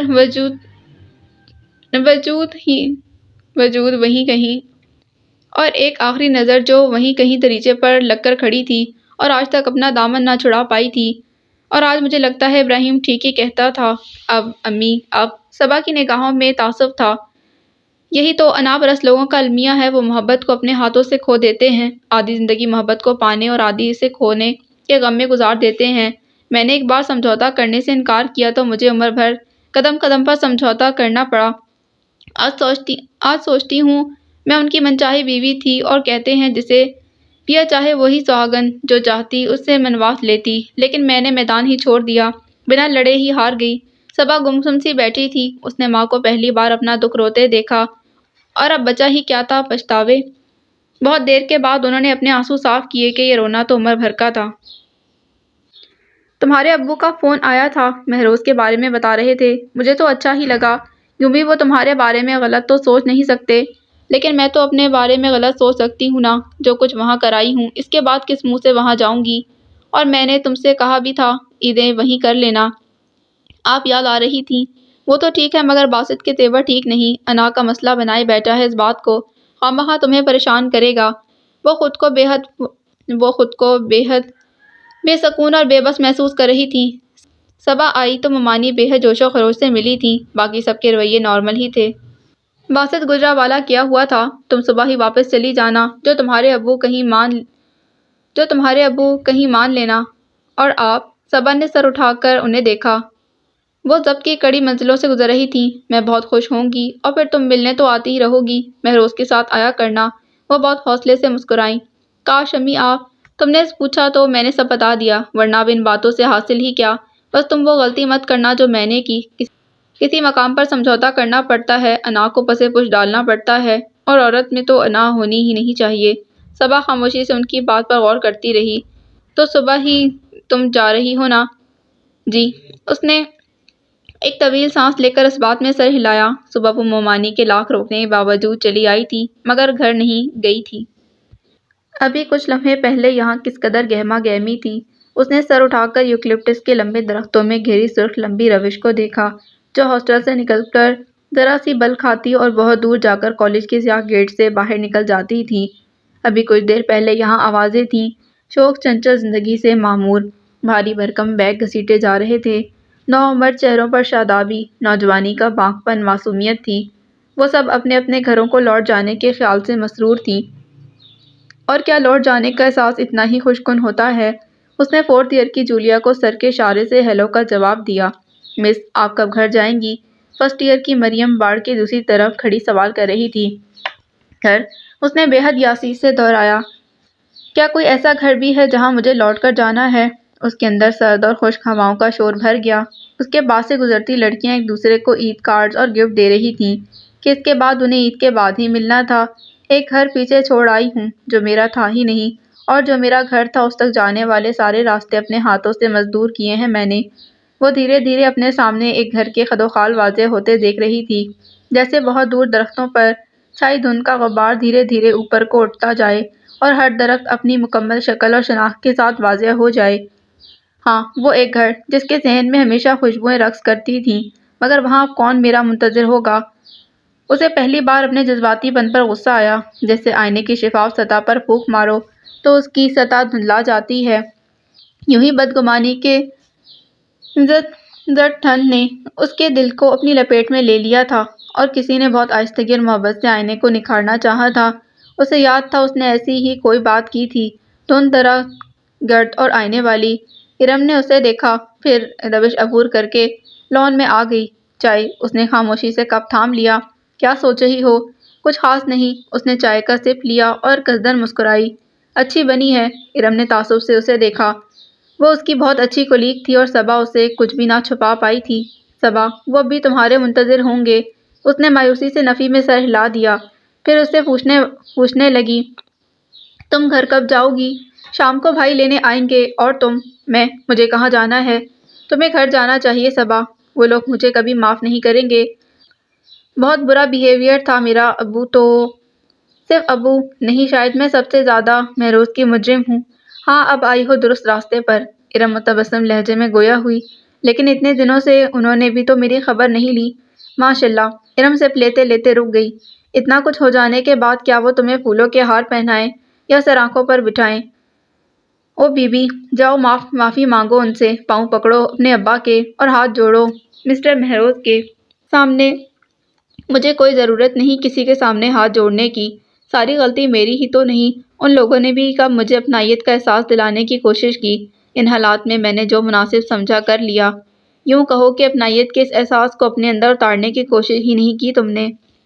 یوں کہو کہ اس اپنائیت کو اپنے اندر اتارنے کی کوشش ہی نہیں کی تم نے۔ ہاں سارے قصور میرے ہی ہیں۔ وہ چڑ گئی، رسی جل گئی پر بل نہیں گیا۔ ارم سر جھٹک کر اٹھ کھڑی ہوئی۔ میں جا کر پیکنگ کرتی ہوں، بھائی آنے والے ہوں گے۔ ارم چلی گئی اور کالج میں چند ملازمین اور اس کے سوا کوئی باقی نہ تھا۔ لیکن نہیں، سرسراتی ہوا، خزاں گزیدہ درختوں کے ساتھ تنہائی اور اداسی بھی تھی جو اس کے ساتھ تھی۔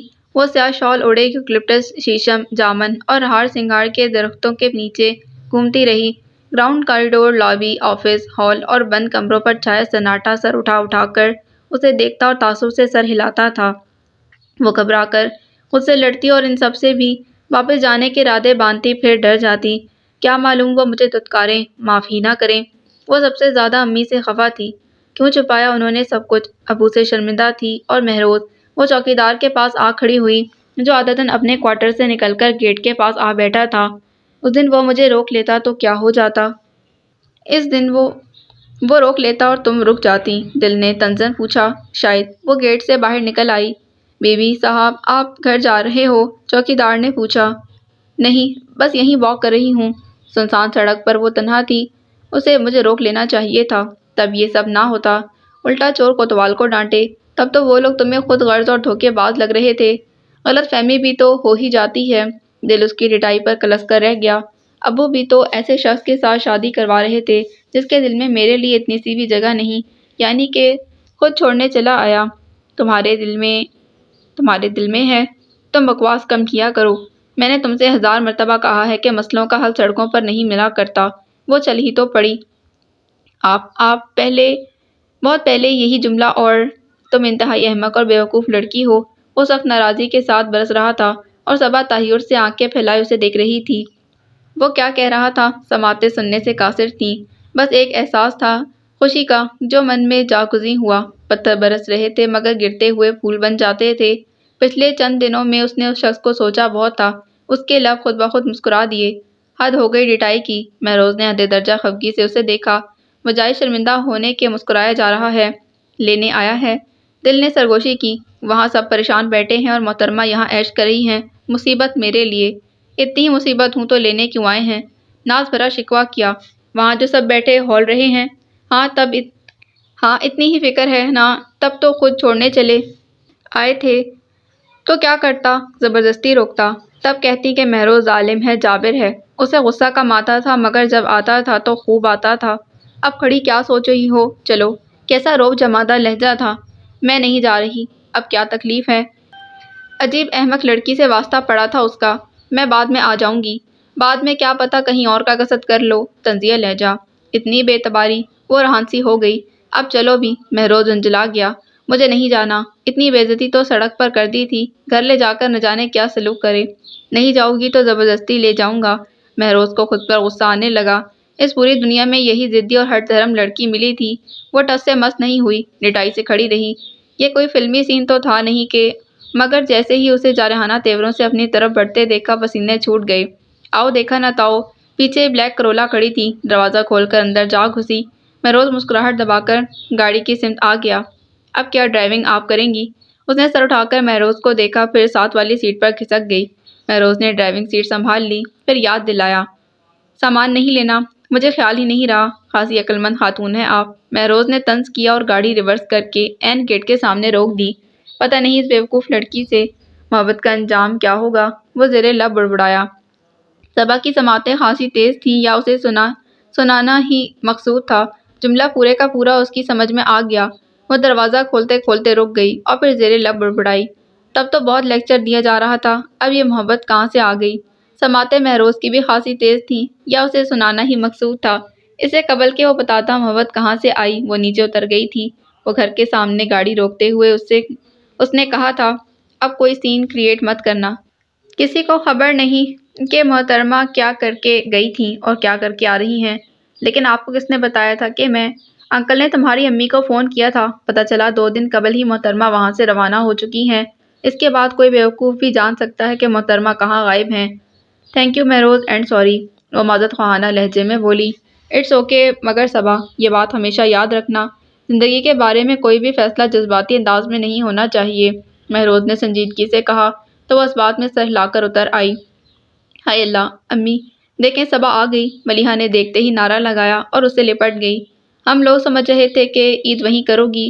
سبھی اکٹھے ہو گئے۔ ابو کے چہرے پر ایک آسودہ سی مسکراہٹ تھی اور صبا سوچ رہی تھی، ارم ٹھیک ہی کہتی تھی، شاید میں نے اپنائیت کے اس احساس کو اپنے اندر اترنے ہی نہیں دیا تھا۔ آج 30واں روزہ تھا، عید کل ہونا ہی تھی، مگر سبھی چاند دیکھنے اوپر چڑھ گئے۔ چاند بادلوں بھری نام کے اوٹ میں چھپ گیا تھا۔ بہت دیر کی جدوجہد کے بعد بھی کہیں نظر نہ آیا۔ بس ٹھیک ہے، چلو دعا مانگ لو، فیضان نے کہا۔ دعا چاند دیکھ کر مانگتے ہیں، کسی نے کہا۔ دیکھ کر ہی تو مانگ رہے ہیں، رومان زیر لب بڑبڑایا، اور یہ بڑبڑاہٹ مدیحہ نے ہی سنی تھی۔ مسکرا کر دعا کے لیے ہاتھ اٹھا دیے۔ کاش اس عید سعید کے حسین لمحوں میں میری ذات غم گشتہ بھی تجھے یاد آئے، رومان نے سرگوشی کی۔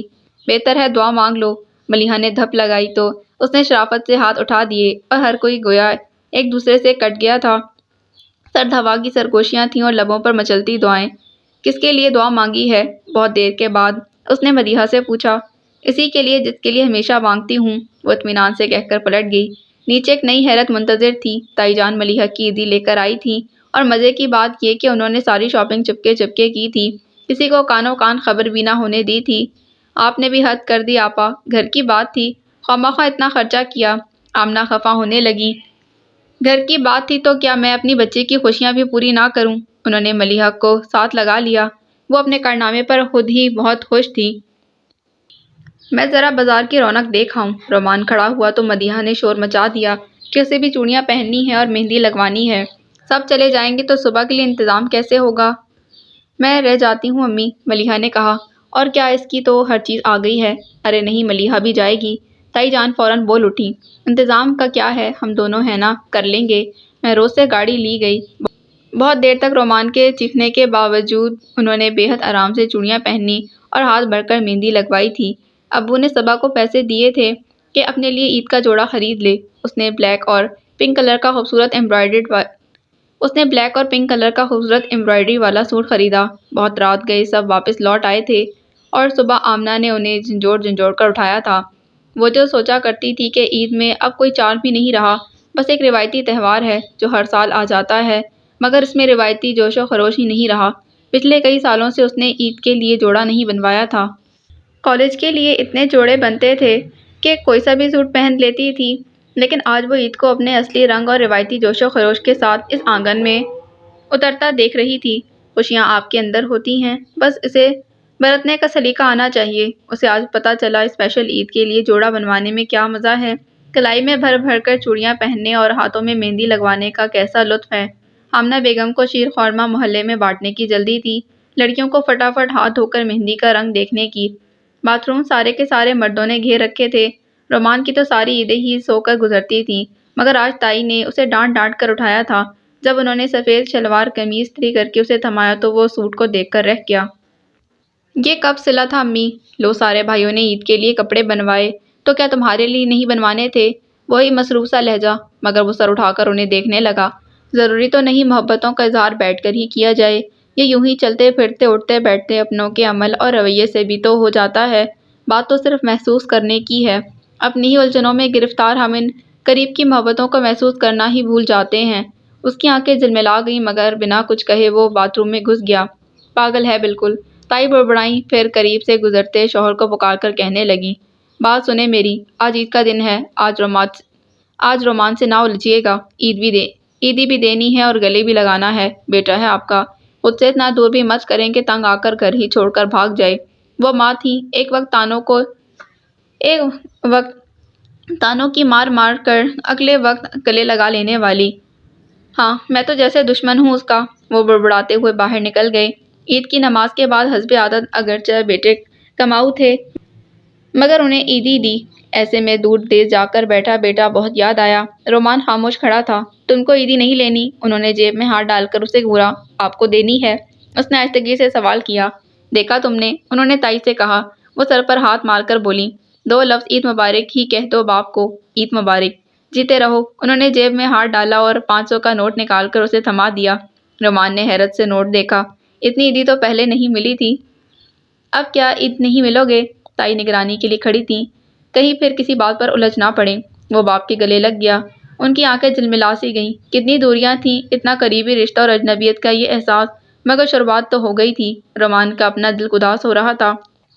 لڑکیوں کی فوج تھی، ارد گرد سبھی کماؤ تھے، سب کو گھیر لیتی اور عیدی بٹورتی، وہ بھی دھڑلے سے حق جان کر۔ صبا، کہ تمہارا عید کا کارڈ آیا تھا تمہارے جانے کے بعد؟ ملیحہ بجلت ایک عید کا کارڈ اس کے ہاتھ میں تھما گئی۔ صبا کارڈ ہاتھ میں لے کر دیکھتی رہی۔ لکھائی تو پہچان ہی گئی تھی۔ اس نے کئی ٹکڑے کر کے ڈسٹ بن میں ڈال دیا۔ یہ کیا بھئی؟ مہروز نے حیرت سے دیکھا۔ وہ خاموش ہی رہی اور پلٹ کر لڑکیوں کی طرف آ گئی جو فیضان کو گھیرے کھڑی تھیں۔ مہروز بھائی اور ابو نے 100 روپے دیا ہے، تم بھی تو ٹرخاؤ مت۔ ملیحہ جھگڑ رہی تھی۔ فیضان نے اس کا حنائی ہاتھ تھاما۔ 100 روپے ہتھیلی پر رکھ کر مٹھی بند کرتے بولا، بحیثیت کزن یہ آخری عیدی ہے۔ اس نے جھٹ دوسری ہتھیلی بھی سامنے کر دی۔ یہ کیا؟ مجھے بحیثیت منگیتر بھی آخری عیدی لینا ہے، اس نے اطمینان سے کہا۔ تبھی رومان اندر داخل ہوا۔ اس بار رومان کو بھی نہیں چھوڑنا، مدیحہ لبکی۔ اس بار وہ پھیل کر کھڑا ہو گیا۔ ساری زندگی کی بات کرو، لفظوں میں مت اڑاؤ، عیدی نکالو۔ وہ خجل سی ہو کر لڑنے لگی۔ اس نے شرافت سے جیب سے 500 کا نوٹ نکال کر اسے تھما دیا۔ ہیں؟ حیرت سے مدیحہ کی آنکھیں پھیلی۔ سارے لے لوں؟ بالکل، اور ملیحہ کی عیدی اسی میں سے دے دینا۔ اچھا، وہ آرام سے مان گئی۔ پھر یاد آ گیا، اور صبا کی اسی میں سے دے دینا۔ کیا؟ اس نے نوٹ مروڑ کر اس کے منہ پر دے مارا۔ اس نے آرام سے اٹھا کر سلوٹیں نکالیں اور جیب میں رکھ لیا۔ صبا، تمہارا فون ہے؟ آمنہ نے پکارا تو وہ تیزی سے فون کی سمت آ گئی۔ خیال تھا امی کا ہوگا، مگر دوسری طرف باسط تھا۔ کیسی ہو صبا؟ ٹھیک ہوں، اور بہت خوش بھی۔ اس کا لہجہ روکھا سا ہو گیا۔ اچھی بات ہے، تم یہاں آئیں اور مجھ سے ملے بغیر ہی چلی گئیں۔ تم سے ملنا ضروری نہیں تھا۔ یہ تو تم کہتی ہو، مجھ سے پوچھ کر دیکھو، کتنے دنوں سے تمہیں دیکھا نہیں ہے۔ فون کیوں کیا ہے؟ وہ ضبط کر کے بولی۔ عید مبارک بھی نہیں کہو گی؟ جن کو کہنا تھا کہہ چکی۔ مہروز کو؟ Of course. تو تم نے مہروز سے شادی کا فیصلہ کر لیا؟ سلگتا ہوا لہجہ۔ ہاں۔ یہ نہیں ہوگا صبا بی بی۔ اس کا سرسراتا ہوا لہجہ۔ صبا کے چہرے کا رنگ متغیر ہو گیا۔ میں نے تم سے کہا تھا تمہیں لوٹ کر اسی گھر میں آنا ہے، اور مہروز سنا ہے بہت ہی غیرت مند انسان ہے۔ کسی نے آہستگی سے اس کے ہاتھ سے ریسیور لے لیا تھا۔ وہ سن رہ گئی۔ مہروز باسط سے بات کر رہا تھا۔ صبا گھبرا کر پیچھے ہٹی تو ابو سے ٹکرا گئی۔ انہوں نے اسے نرمی سے تھام کر اپنے ساتھ لگا لیا، اور مہروز کہہ رہا تھا، آج عید کارڈ ملا تھا تمہارا، لیکن صبا نے اس کے ٹکڑے ٹکڑے کر کے ڈسٹ بن میں ڈال دیا۔ میں دیکھ ہی نہیں سکا۔ بعد میں کیوں؟ ابھی کیوں نہیں؟ سارے معاملات آج ہی صاف ہو جائیں تو اچھا ہے، خواہ بار بار زحمت کرنا پڑے گی آپ کو۔ اس نے مسکرا کر صبا کو دیکھا اور وکٹری کا نشان بنایا۔ اس کے اندر اطمینان کی سی لہر دوڑ گئی۔ ساری وحشت، سارا خوف دور ہو گیا۔ وہ تنہا نہیں تھی، بہت لوگ تھے اس کی ڈھال بن جانے والے۔ اس کے گرد آوازیں تھیں، شور اور ہنگامہ۔ کبھی کبھی مہروز کا کوئی نہ کوئی جملہ کانوں سے ٹکراتا، حوصلہ بڑھاتا لہجہ۔ اس نے پرسکون ہو کر باپ کے سینے سے سر ٹکا دیا۔ وہ جس کی جستجو میں یہاں تک آئی تھی، مل گیا تھا۔ The end. So this was the end of novel عید کے چاند میں دیکھا ساجن کو۔ امید کرتی ہوں یہ کہانی آپ کو پسند آئی ہوگی۔ اگر آپ کو یہ کہانی پسند آئی ہے تو پلیز میرے چینل کو سبسکرائب کریں، اس ویڈیو کو لائک کریں اور کمنٹ میں ضرور لکھ کر بتائیں۔ ملتے ہیں ایک نئی ناول کے ساتھ۔ اللہ حافظ۔